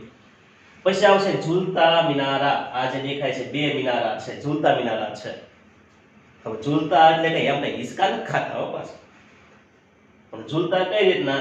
તો કે આ મિનારો જો આમ કંપન કરે, ડોલવા લાગે, તો આની ધ્રુજારીને કારણે ઓટોમેટિક આ બાજુનો જે અલગ છે મિનારો એ પણ ડોલવા લાગે, કંપન કરવા લાગે, ધ્રુજવા લાગે. તો એન્જિનિયરિંગ કે આ જે આર્કિટેક્ટ કામ કેવું હશે? હજી પણ કોઈ રહસ્ય મેળવી શક્યા નથી કે એક મિનારો છે એ કંપન કરે તો શા માટે આ બીજો મિનારો પણ ધ્રુજવા લાગે, કંપન કરવા લાગે? એ વિદેશી એન્જિનિયરો પણ સંશોધન કરી શક્યા નથી. બરોબર, આ ભારતીય આર્કિટેક્ટ કહેવાય છે. પછી સીદી સૈયદની જાળી, બારીક કોતરણી કામ વાળી છે, જોઈ શકો આ સીદી સૈયદની જાળી છે. હઠીસિંહના દેરા, આજ જોઈ શકો છો અમદાવાદની અંદર આવેલા છે. તો આ બધી વસ્તુ ક્યાં આવેલી છે? અમદાવાદની છે. તો કે ગુજરાતમાં તો કેટલું બધું જોવાલાયક છે. મંદિરો છે, મસ્જિદો છે, પછી માતાજીના તો કે ધર્મસ્થાનકો છે, દરિયા કિનારાઓ છે. ત્યાર પછી જોઈએ તો ઐતિહાસિક, પ્રાગૈતિહાસિક સ્થળો છે, ફરવાલાયક સ્થળો છે, અઢળક છે. નદી કિનારે તો કે ઘણા બધા સ્થાપત્ય આવેલા છે, ગણે ને વીણે વિણાય નહીં. એટલા માટે ગુજરાતની પ્રજા છે એ થોડુંક મારી જેમ આમ કહેવાય ને કે ફરવાની શોખીન પ્રજા છે. ખરેખર ગુજરાતના લોકો હોય ગમે ને આટા તો મારી આવે તે. અમે ખુદ પણ અમારી સંસ્થાના વિદ્યાર્થી વિદ્યા સંકુલનો સ્ટાફ મોટા ભાગે છે એ ખાસ પંચમઢી, માથેરાન, હરિદ્વાર, બરાબર, આ બધી જગ્યાએ જવાનો શોખીન છે. જે એવા છે હજી મોટા પ્લાન છે કે આપણે દૂરના સ્થળ જોઈએ, આવા પ્લાન દરેક ગુજરાતીને મોટા ભાગના મનમાં હોય. થોડા પૈસા ટકે પોગતા ન હોય તે નજીકમાં ફરવા જાય, ફરે ખરી, કમાઈએ એટલું ફરે એટલું. ગુજરાતી પ્રજા છે કે ભાઈ અમે છીએ ગુજરાતી, અમે છીએ ગુજરાતી. ભારતના પશ્ચિમ છેડાની ધરતી છે રેખાણ, ગુજરાતની વાત છે ભાઈ. હવે આવશે ગુજરાતના કયા સ્થળોએ જૈન અને બૌદ્ધ ગુફાઓ આવેલી છે, તો સ્થાપત્ય આવેલા છે. ગુફા સ્થાપત્ય પહેલાના સમયની અંદર આવા સ્થાપત્ય નહોતા, એટલે જંગલી પ્રાણીની જેમ આપણે પણ ગુફામાં રહેતા હતા. પણ આ જે છે એ બૌદ્ધ ધર્મની, જૈન ધર્મની ગુફાઓ છે, જે ગુજરાતમાં પણ આવેલી છે. મતલબ એક સમયે બૌદ્ધ ધર્મ ગુજરાતમાં પણ હતો, જૈન ધર્મ તો હજી અસ્તિત્વ ધરાવે છે. તો કે વડનગર, તારંગા, શામળાજી, ખંભાલીડા, જુનાગઢ, કોટેશ્વર, તળાજા, ઝઘડિયા, આ બધી જગ્યાએ બૌદ્ધ અને જૈન ગુફાઓ આવેલી છે. આ જે છે એ તળાજાની ગુફા છે.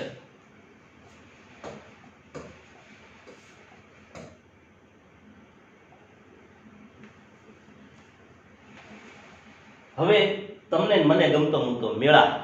મેળે મેળે ગયા, મેળે મેળે વ્યાવ્યા, કેવી કહેવત છે.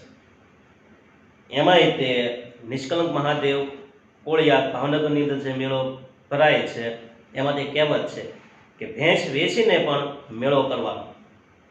કારણ કે જાહો જલાલતી હોય છે મેળાની અંદર, અને ગુજરાતના લોકો મેળા પ્રિય છે. એક દિવસ તો એવો છે કે સૌથી વધુ મેળા ભરાય છે, અને એ દિવસ કયો તમને ખબર છે? હાથમ આઠમમાં ખાસ જન્માષ્ટમી. અને આ દિવસે ગામડે ગામડે મોટા ભાગે મેળા હોય જ તે. એટલે સૌથી વધુ મેળા ભરાતો એ છે. ભારતનો સૌથી મોટો મેળો, વિશ્વનો પણ કહી શકાય, એ કુંભ મેળો છે. કયો છે? કુંભ મેળો છે. પણ ગુજરાતની અંદર સૌથી મોટો મેળો કયો? આવો પ્રશ્ન પૂછે તો એ છે વૌઠાનો મેળો. અમદાવાદ નજીક સાબરમતી નદીમાં બીજી 6 નદીનો એટલે સપ્ત નદી સંગમ થાય છે, ત્યાં વૌઠા ગામ છે. એ વૌઠાનો મેળો ગુજરાતનો સૌથી મોટો મેળો છે. ત્યાં ગધેડાની લે વેચ થાય છે.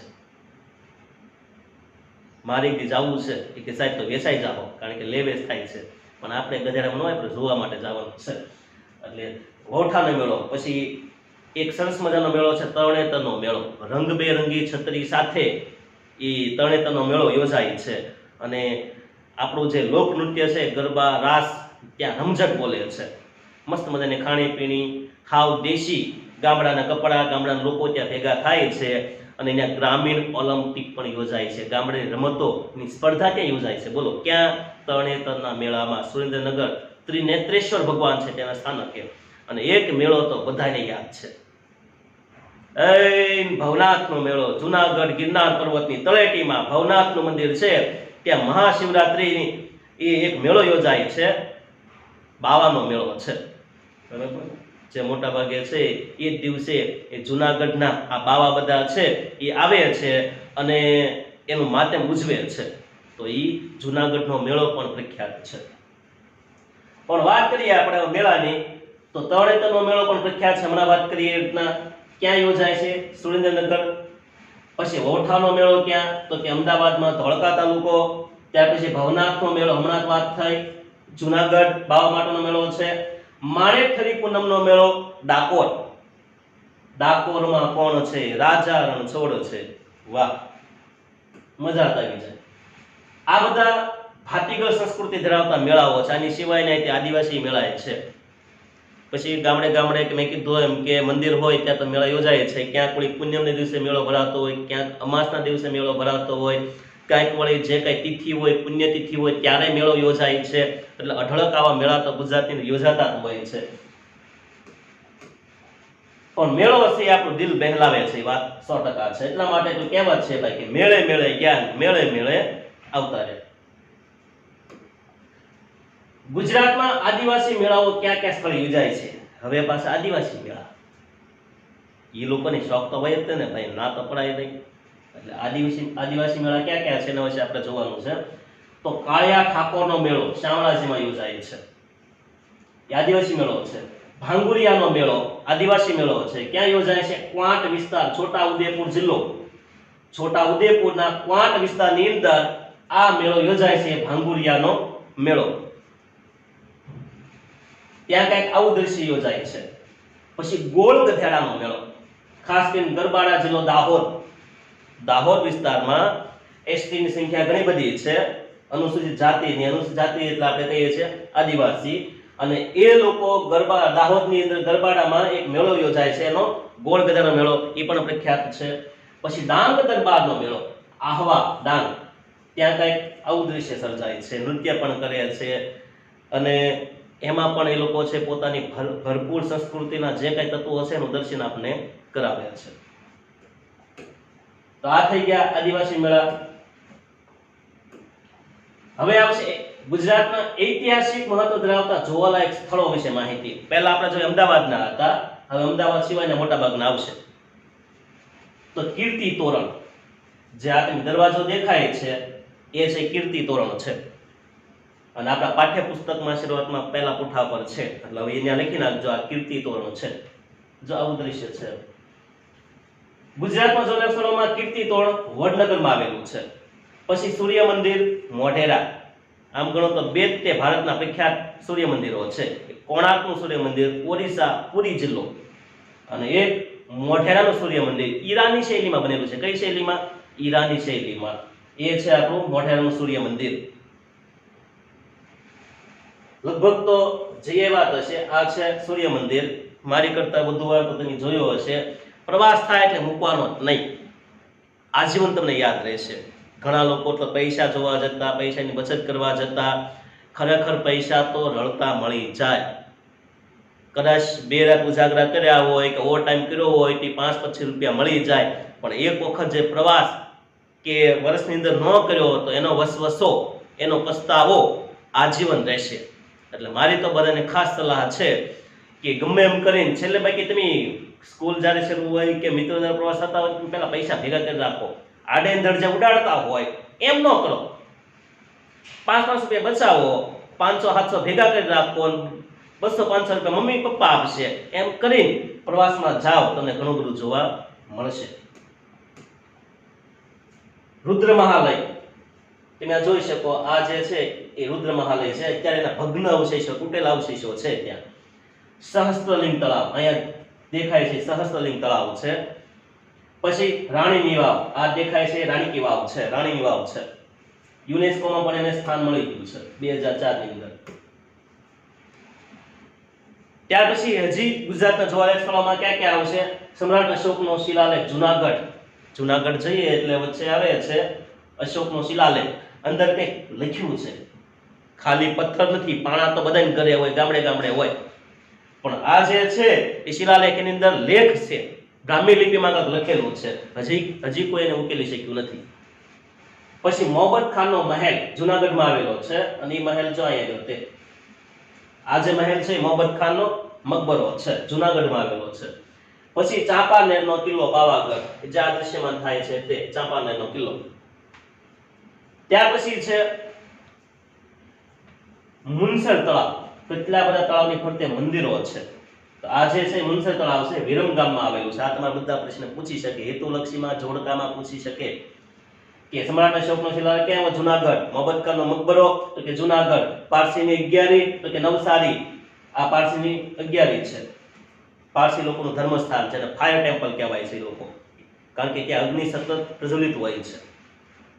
ચાંપાનેરનો કિલ્લો તો કે પાવાગઢ. મુનસર તળાવ તો કે વિરમગામ.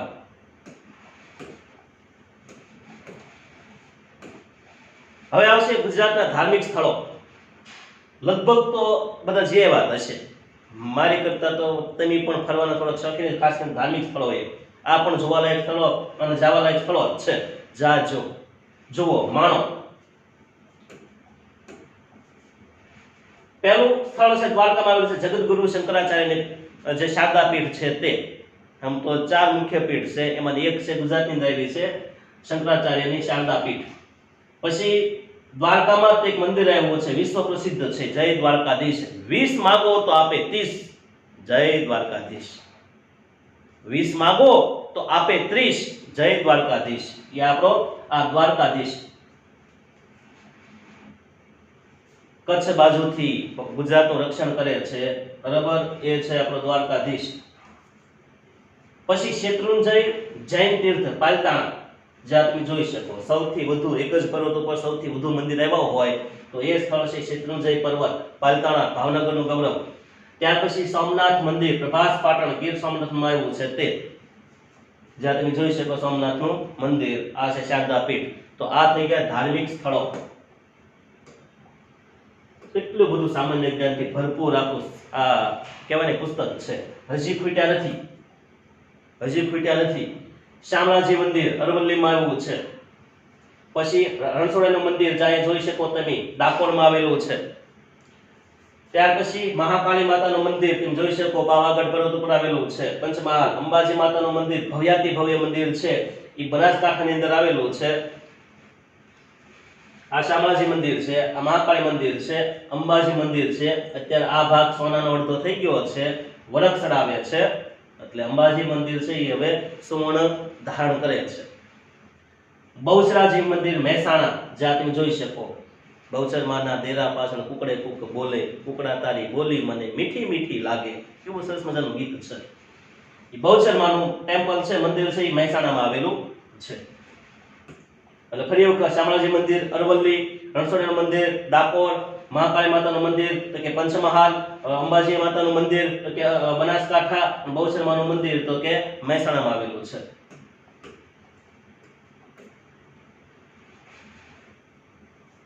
પછીનો એક પ્રશ્ન છે, બોર્ડ કરતા ભૂલી ગયો, પણ હવે હું આ રીતના દર્શાવી દઉં કે મેળો એ ગુજરાતી ભાતીગળ સંસ્કૃતિનું હાર્દ એટલે હૃદય કહેવાય છે. શા માટે મેળાને ગુજરાતની સંસ્કૃતિનું હૃદય ગણવામાં આવે છે?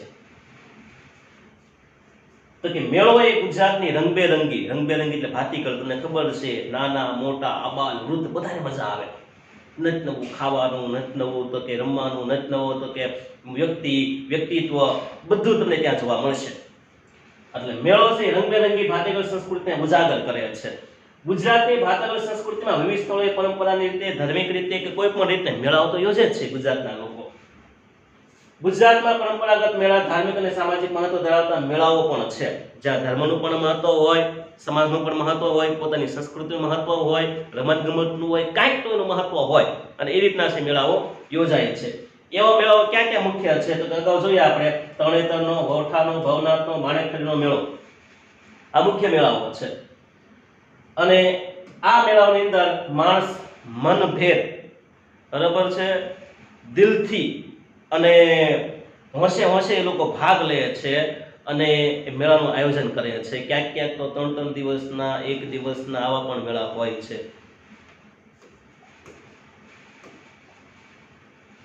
તો આ થઈ ગયો આપણો મેળા વિશેની માહિતી. ઓકે,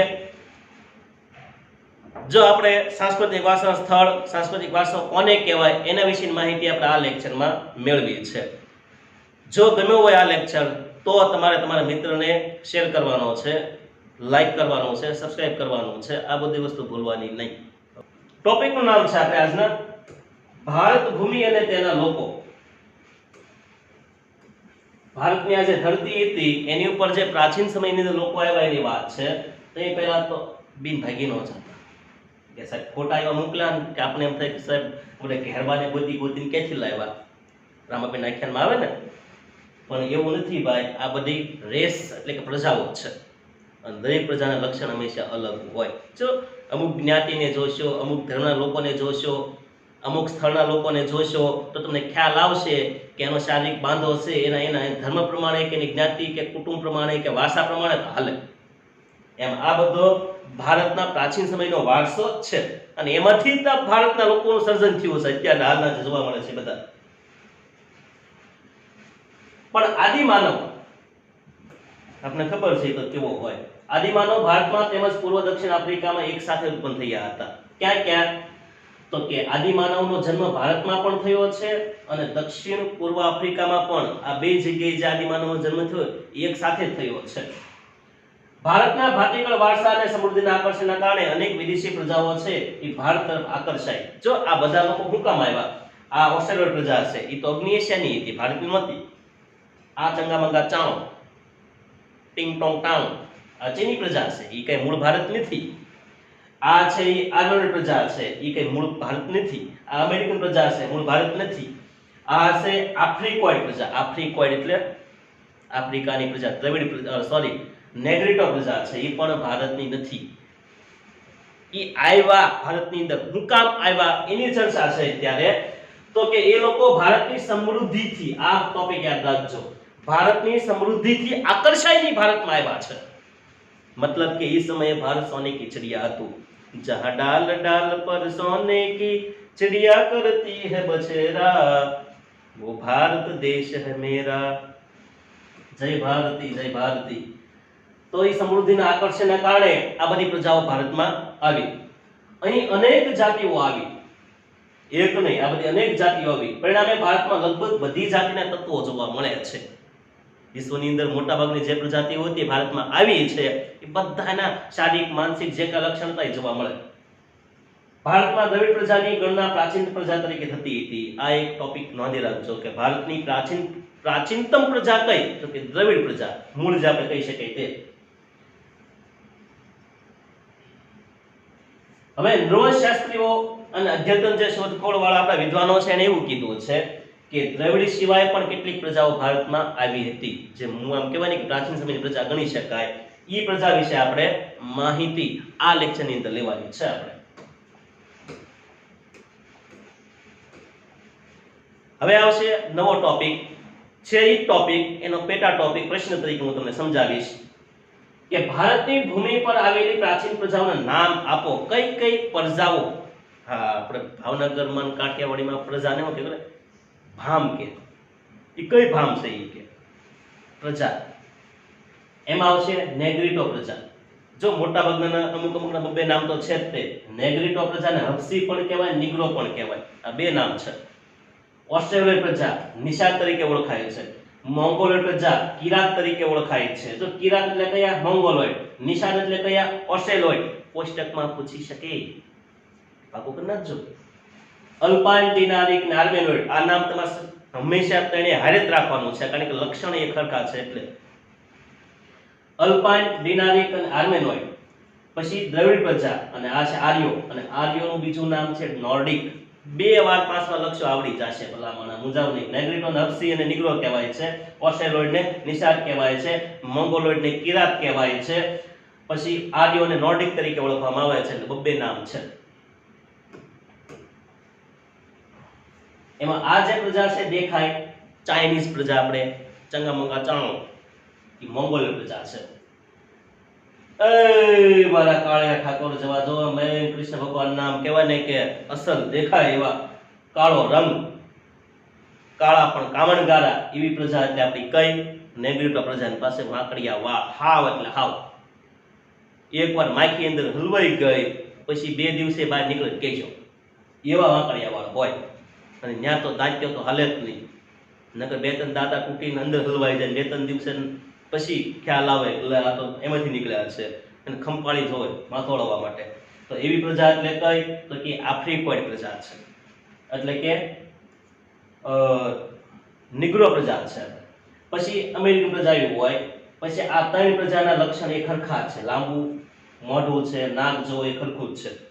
અલ્પાઇન, ડિનારિક અને આર્મેનોઇડ, આ 3 પ્રજા. અલ્પાઇન, ડિનારિક અને આર્મેનોઇડ, આ 3 પ્રજાઓ છે. આમ ગણો તો બાંધો એ ખરખો જ છે, અને મધ્ય એશિયામાંથી આવેલી છે, લક્ષણ એ ખરખા છે, એટલે 3 નામ એક સાથે આવશે. આ એક પ્રજાની બાઈ સ્ત્રીઓ. ઓસ્ટ્રેલિયન પ્રજા એવી હોય છે ને ઘેરબો રામાપીરનો, આ દ્રવિડ પ્રજાનું લક્ષણ છે. અને આ તો હે ટિંગ ટોંગ ટાંગ કેવું તો પડે, ઓળખી ગયા તમે. મોંગોલિયન પ્રજા અડધું શટર ખુલ્લે આંખે મારી જાય, આંખે નામ જોતા હોય, ઉપસેલા ગાલ. હવે જોવું છે આપણે આ પ્રજાઓ જે આવી છે એના નામ, ખાલી નામ તો આપણે અગાઉ ભણી ગયા છીએ, તોય જોઈ લઈએ ભાઈ કે નેગ્રીટો, ઓસ્ટ્રેલોઇડ, મોંગોલોઇડ, અલ્પાઇન, દ્રવિડ ને આર્યો, આ બધાના નામ છે. નામ પણ તમારે પાકા કરવાના છે. હવે એ પ્રજાઓ ક્યાંથી આવી, મૂળ ક્યાંની છે? મૂળ તો ભારતના છે જ નહીં, એ બધી પ્રજાઓ આવેલી છે. તો નેગ્રીટો એટલે હપ્સી ક્યાંથી આવ્યા? તો કે આફ્રિકાથી આવ્યા છે.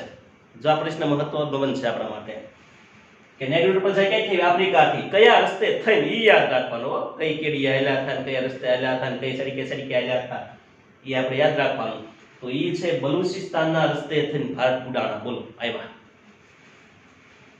પછી ઓસ્ટ્રેલિયન લોકો જે આપણે નિષાદ તરીકે ઓળખીએ છીએ, એ છે અગ્નિ એશિયામાંથી આવ્યા છે. ક્યાંથી? અગ્નિ એશિયામાંથી. પછી છે મોંગોલોઇડ પ્રજા, કિરાત પ્રજા, એ આવી છે ઉત્તર પશ્ચિમ ચીનમાંથી આવ્યા છે. ક્યાંથી આવ્યા છે? ઉત્તર પશ્ચિમ ચીનમાંથી ભારતમાં આવ્યા છે. અલ્પાઇન, ડિનારિક અને આર્મેનોઇડ, એ મધ્ય એશિયામાંથી આવ્યા છે. દ્રવિડો મૂળ ભારતના છે, અને આર્યો સપ્તસિંધુ પ્રદેશમાંથી ભારતની અંદર આવ્યા છે. તો આ થઈ ગઈ કઈ પ્રજા, ક્યાં સ્થળેથી ભારતમાં આવી એની વાત. નકશામાં જોઈ લઈએ. ઓસ્ટ્રેલોઇડ પ્રજા એ અહીંથી અહીંયા ભારતમાં આવી છે. આ અગ્નિ એશિયા છે, ઉત્તર, દક્ષિણ, પૂર્વ, પશ્ચિમ. એમાં આ જે ખૂણો છે એ કયો છે? તો કે અગ્નિ ખૂણો છે. કયો છે? એક થોડું પેન પોઈન્ટ અને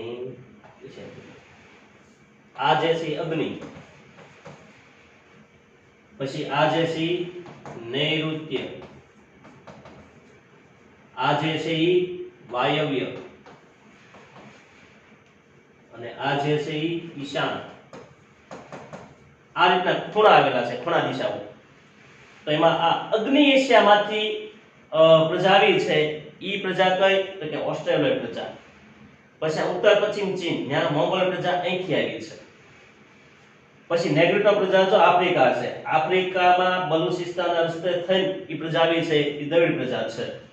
અને અલ્પાઇન, ડિનારિક ને આર્મેનોઇડ, આ 3 પ્રજા છે મધ્ય એશિયા ગણાય છે. મધ્ય એશિયામાંથી ભારતમાં આવી છે. એમાં રસ્તો તો કે આ જે છે ઈ કયા રસ્તે થઈને આવી? બલુચિસ્તાન રસ્તે થઈને આવી. મોંગોલોઇડ છે તિબેટના રસ્તે થઈને આવી છે પ્રજા.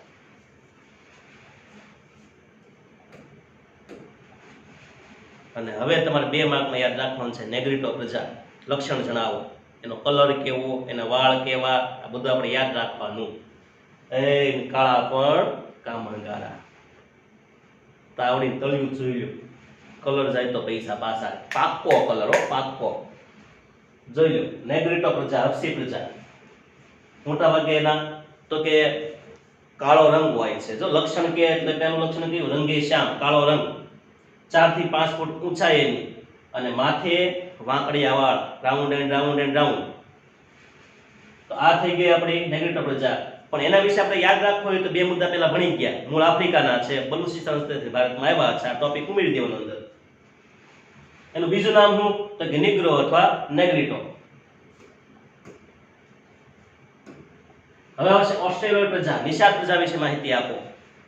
તો નિષાદ એટલે ઓસ્ટ્રેલોઇડ. મૂળ ક્યાંની છે? અગ્નિ એશિયામાંથી ભારતમાં આવી છે. એ યાદ રાખવાનું. હવે લક્ષણ કે તો એ તો કાળા રંગના છે. વત્તા લાંબુ અને પહોળું માથું, બરાબર છે, એનું લક્ષણ છે. ટૂંકું કદ, થોડા ઠીંગણા છે. પછી ચપટું નાક. આ 4 લક્ષણ છે કોના છે? તો કે આ પ્રજાના છે. ઓસ્ટ્રેલોઇડ રેસ એટલે કે ઓસ્ટ્રેલોઇડ પ્રજા દેખાવ આવી છે. આ કોલ અને મુંડા જાતિ આપણે અસમની અંદર છે. અસમ રાજ્ય, એમાં કોલ અને મુંડા જાતિના લોકો રહે છે. એ આદિવાસી છે. અને એ આદિવાસી છે ને એ ઓસ્ટ્રેલોઇડ રેસ ગણાય છે. આ દેખાવ એનો આવો છે.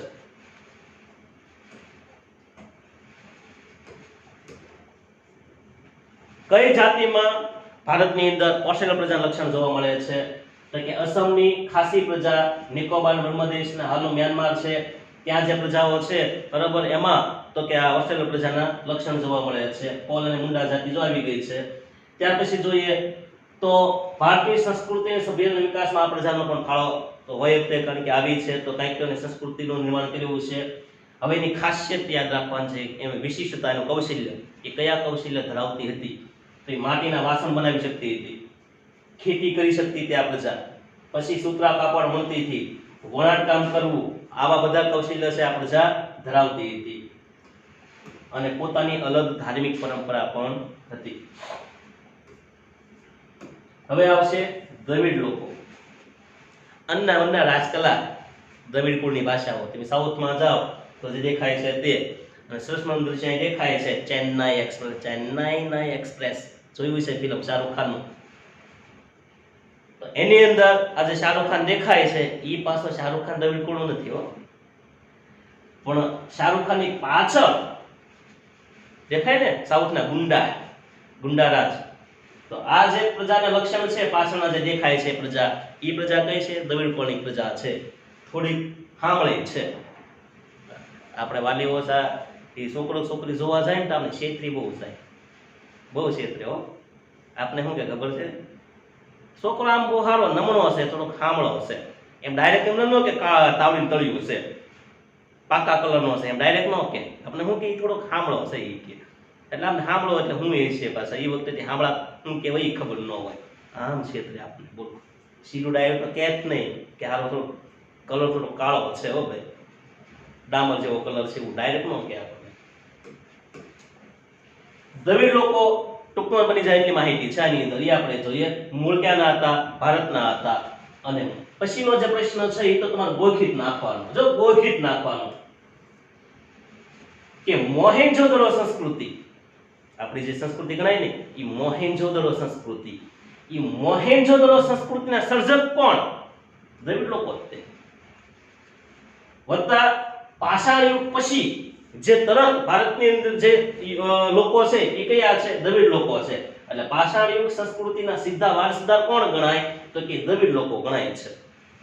પાષાણ યુગ એટલે કયો? માણસ જ્યારથી હથિયાર તરીકે પથ્થરનો ઉપયોગ કરવા લાગ્યો, બરાબર, એ યુગ એટલે કયો? પાષાણ યુગ.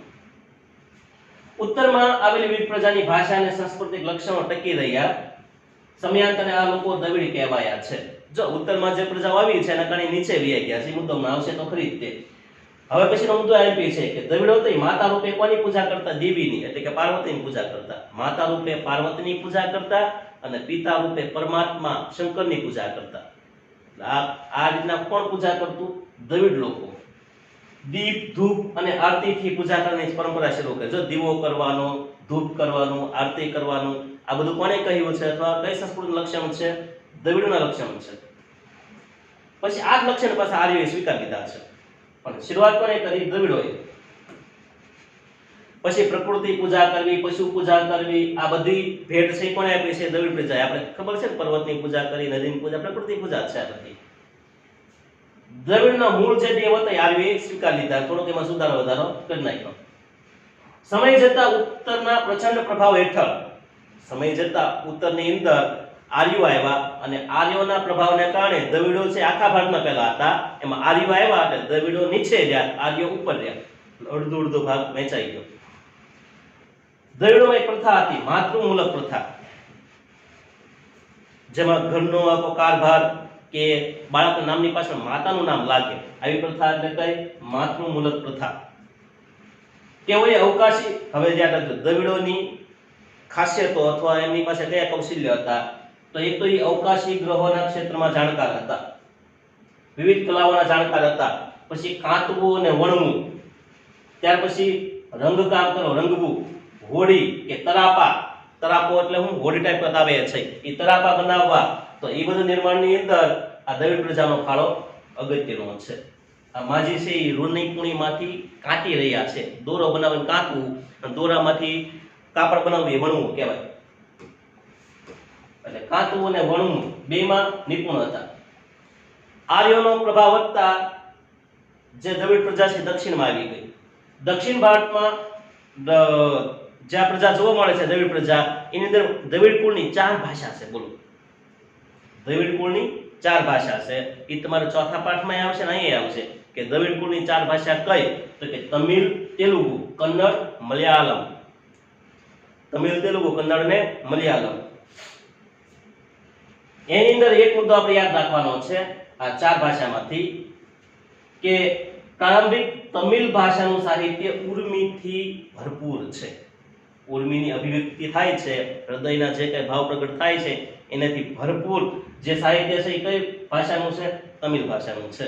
તો આ થઈ ગયો આપણે દ્રવિડ વિશેની માહિતી. હવે છે મંગોલોઇડ પ્રજા,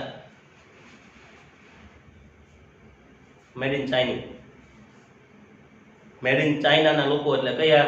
તો કે કિરાત લોકો. કિરાત એટલા માટે કે પીળા રંગના હોવાથી મોંગોલોઇડ પ્રજાને કિરાત તરીકે ઓળખવામાં આવે છે. આવો કંઈક એનો દેખાવ છે. પહેલા આપણે લક્ષણ જોઈએ કેવા દેખાય, તો કે પીળો વર્ણ, પીળા રંગના દેખાય છે. ચહેરો ચપટો, ચહેરો છે એ ચપટો હોય અને ઉપસેલા ગાલ હોય, અહીંથી આમ ગાલ ઉપસેલા હોય, આંખનું શટર અડધું ખુલે અડધું બંધ. એ લખતા નહીં પાછા, અમુક પાછા કોમેડી કરાવ તો એ પાછા પેપરમાં લખવા નહીં હોય. હા, ઘણા સાહેબને ટેવું હોય, ગમ્મત સાથે જ્ઞાન આપતા હોય કે જ્ઞાન સાઈડમાં પડ્યું ને ગમ્મત જ રાખે, પરીક્ષામાં પછી ગમ્મત જ થાય. વર્ણ પીળો, ચહેરો ચપટો, ઉપસેલા ગાલ, બદામ આકારની આંખો. આ જે આંખ છે એ કેવી છે? બદામ આકારની છે. પીળા વર્ણની હોવાથી આર્યો એને કહેતા. જો આર્યો છે ઈ આ પ્રજાને શું કહેતા? કિરાત કહેતા. શું કહેતા? કિરાત. શા માટે? તો કે પીળા રંગની છે એટલે.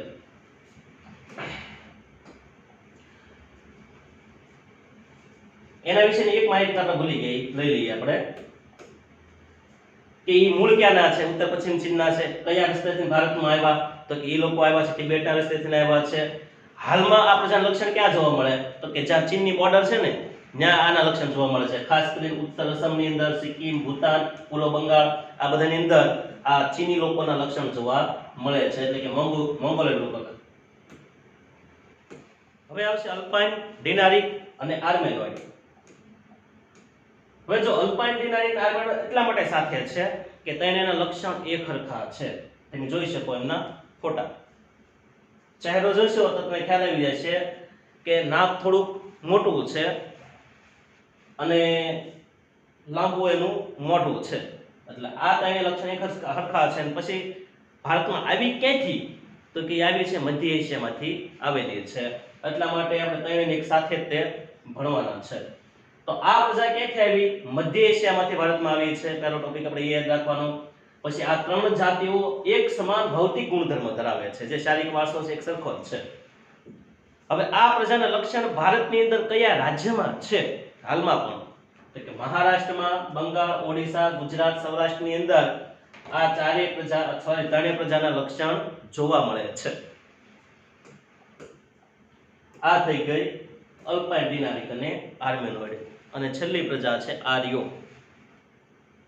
આર્ય પ્રજા જેને આપણે નોર્ડિક તરીકે ઓળખશું. હવે પ્રશ્ન એક મહત્વની બનશે કે સમકાલીન પ્રજા, આ બધી પ્રજાઓ સમકાલીન કહેવાય. એક સમયે જે પ્રજાઓ ભારતમાં હતી એને સમકાલીન પ્રજા કહેવાય છે. દ્રવિડ, ઓસ્ટ્રેલોઇડ, મંગોલોઇડ, અલ્પાઇન ડિનારિક અને આર્યો આ બધા છે, બધા કેવા છે? સમકાલીન છે, એક સમયે ભારતની અંદર હતા. તો આ બધી સમકાલીન પ્રજાઓમાં સૌથી વિકસિત પ્રજા કઈ હતી? સૌથી વધુ વિકાસ પામેલી પ્રજા, તો એ પ્રજા હતી આર્યો પ્રજા. અને એના વિશે આપણે માહિતી મેળવવાની છે આ પાઠની અંદર.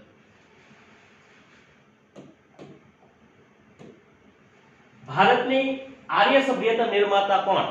હવે પ્રશ્ન અંદર જવાબ છે કે આર્ય સભ્યતાના નિર્માતા કોણ? તો કે આર્યો જ છે, નોર્ડિક જ છે. ઘણાને પાછું જવાબ પ્રશ્ન અંદર જ છે તોય પાછું ન આવડે. બોલો, અંદર જ જવાબ છે. પ્રાચીન સમયના હિન્દુઓ એટલે કોણ? તો કે આર્યો. તેઓની મુખ્ય વસ્તી જે પ્રદેશમાં હતી તે પ્રદેશને આર્યવર્ત કહેવાય છે. જ્યાં આર્ય લોકો રહેતા હતા એને શું કહેવાય? આર્યવર્ત કહેવાય છે. ત્યાં 7 મોટી નદી હતી, જેમ કે અહીંયા તમે જોઈ શકો. સતલુજ, રાવી, ચિનાબ, ઝેલમ, સિંધુ આ બધી નદીઓ છે. તો આ જે પ્રદેશ છે ને એ સપ્તસિંધુ પ્રદેશ કહેવાય. કયો કહેવાય? સપ્તસિંધુ પ્રદેશ. અને સપ્તસિંધુ પ્રદેશ જ આર્યોનો પ્રદેશ હતો. અને આ વિસ્તારને ખાસ આર્યવર્ત તરીકે ઓળખવામાં આવે છે. વૈદિક કાળમાં મિથિલા સુધી અને દક્ષિણમાં વિંધ્યાચલ સુધી તેઓનો વ્યાપ હતો. આ વિંધ્યાચલ પર્વત અહીંયા આવ્યો છે, એટલે કે વચ્ચેનો ભાગ છે ત્યાં.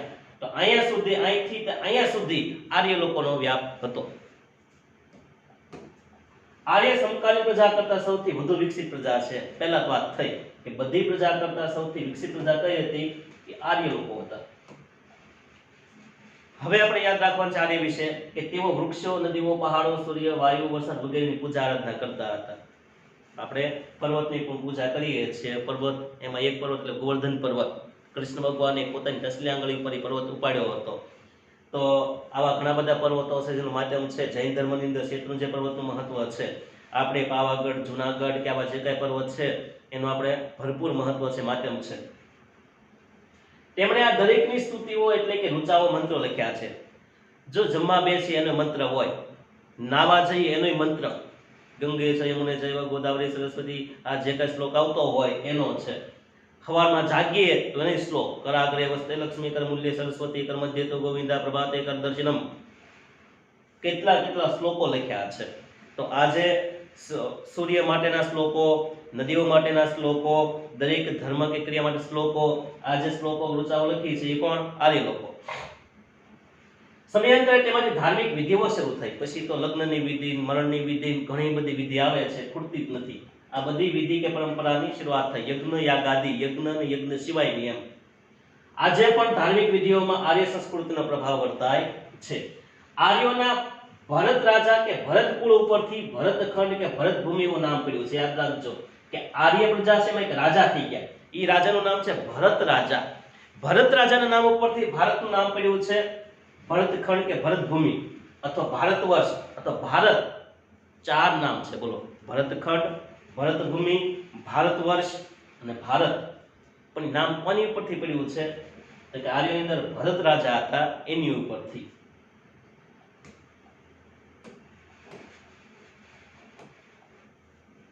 આ થઈ ગયું આર્ય પ્રજા વિશે માહિતી. તો બધી પ્રજા વિશે આપણે માહિતી મેળવી છે.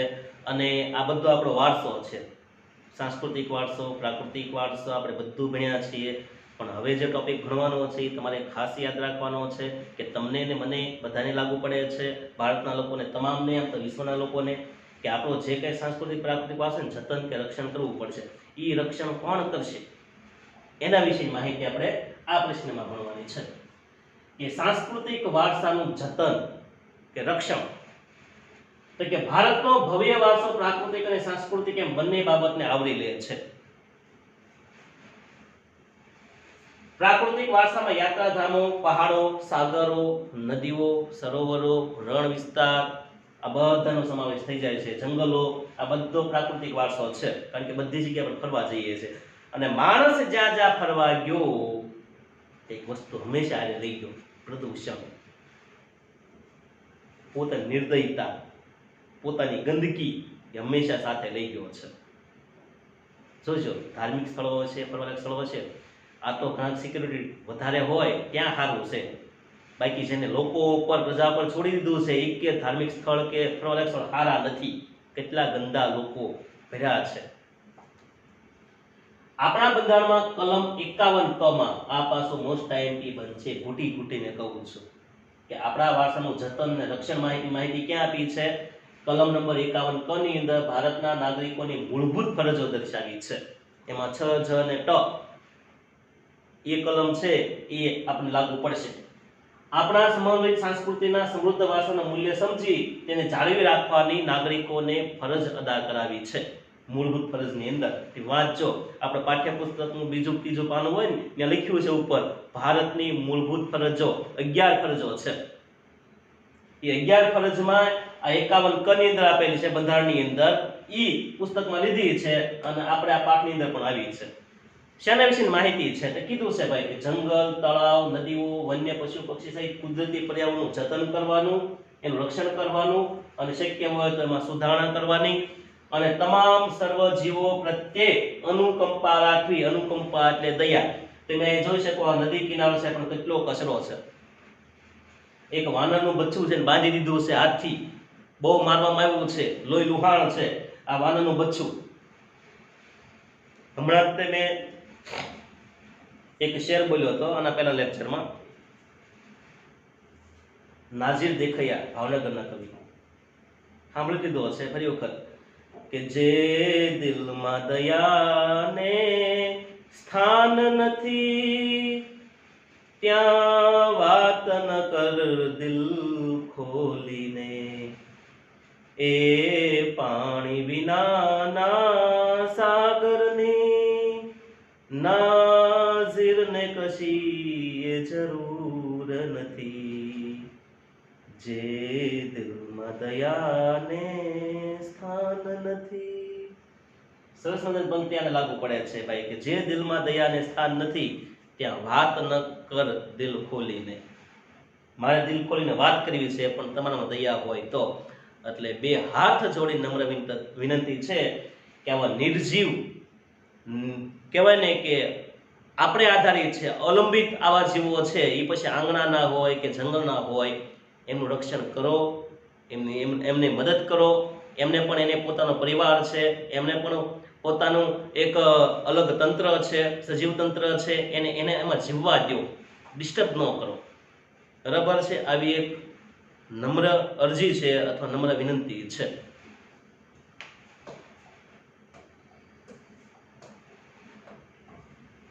જાહેર મિલકતોનું રક્ષણ કરવું.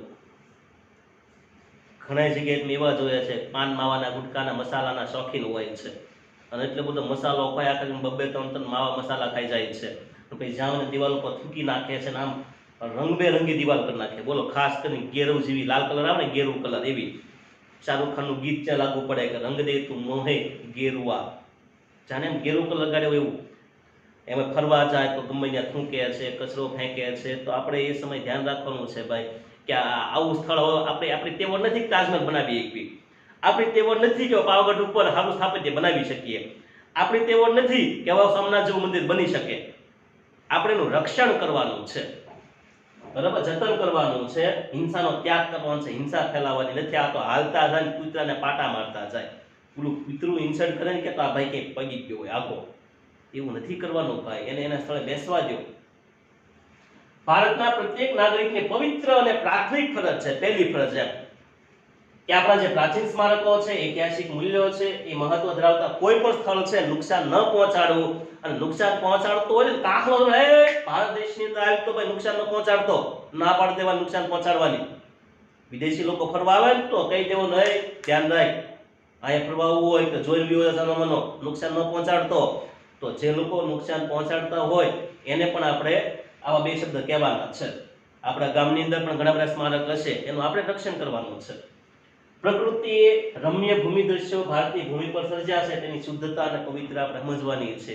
કેવા રમ્ય એટલે નયનને ગમે તેવા, તો એનું આપણે રક્ષણ કરવાનું છે. આપણે સૌ સાથે મળીને એક નૈતિક ફરજ સમજીને આવા બધા સ્થાપત્યનું વારસાનું જતન કરવાનું છે. આ નદી છે પણ નદી લાગતી નથી. આ તાજમહેલની પાછળનો વિસ્તાર છે. જાણે જ્યારે ગંદા મહેલ લાગતું ને એવું લાગે પાછળની સાઈડ. તો પછી ગંગા ન રહેતા ગંદા બની ગઈ છે. નદીઓ પણ ભરપૂર પ્રદૂષણથી ભરેલી છે. તો એ બધાનું આપણે શું કરવાનું છે? તો કે રક્ષણ કરવાનું છે. ઓકે, તો આપણો પાઠ અત્યારે અહીંયા પૂરો થાય છે. ભૂલે છો કે એકાદો મુદ્દો જો રહી ગયો હોય તો પુસ્તકમાં જોઈ લેજો. બાકી આપણે આ પાઠ અત્યારે પૂર્ણ જાહેર કરીએ છીએ. મજા આવી હોય તો આપણે અગાઉની જેમ લાઈક, શેર અને સબસ્ક્રાઈબ કરજો. તમારા મિત્રોને શેર કરજો. જો તમને એમ થાય કે આ સાહેબમાં કંઈક કળા છે, કંઈક સારી રજૂઆત છે, અથવા આ સંસ્થાની અંદર આવા શિક્ષકો ભણાવે છે અને આ યુટ્યુબ જોવાથી મારા મિત્રને પણ કે મારા સગા સંબંધીને પણ ફાયદો થશે, તો 100% એને શેર કરજો. જ્ઞાન વાપરતા વધશે. ઓકે, તો અહીંયા આ પાઠ પૂર્ણ કરી લેક્ચર પણ પૂર્ણ કરું છું. ભારત માતા નામ સાથે આ લેક્ચર પૂર્ણ કરું છું. જય હિન્દ, જય ભારત.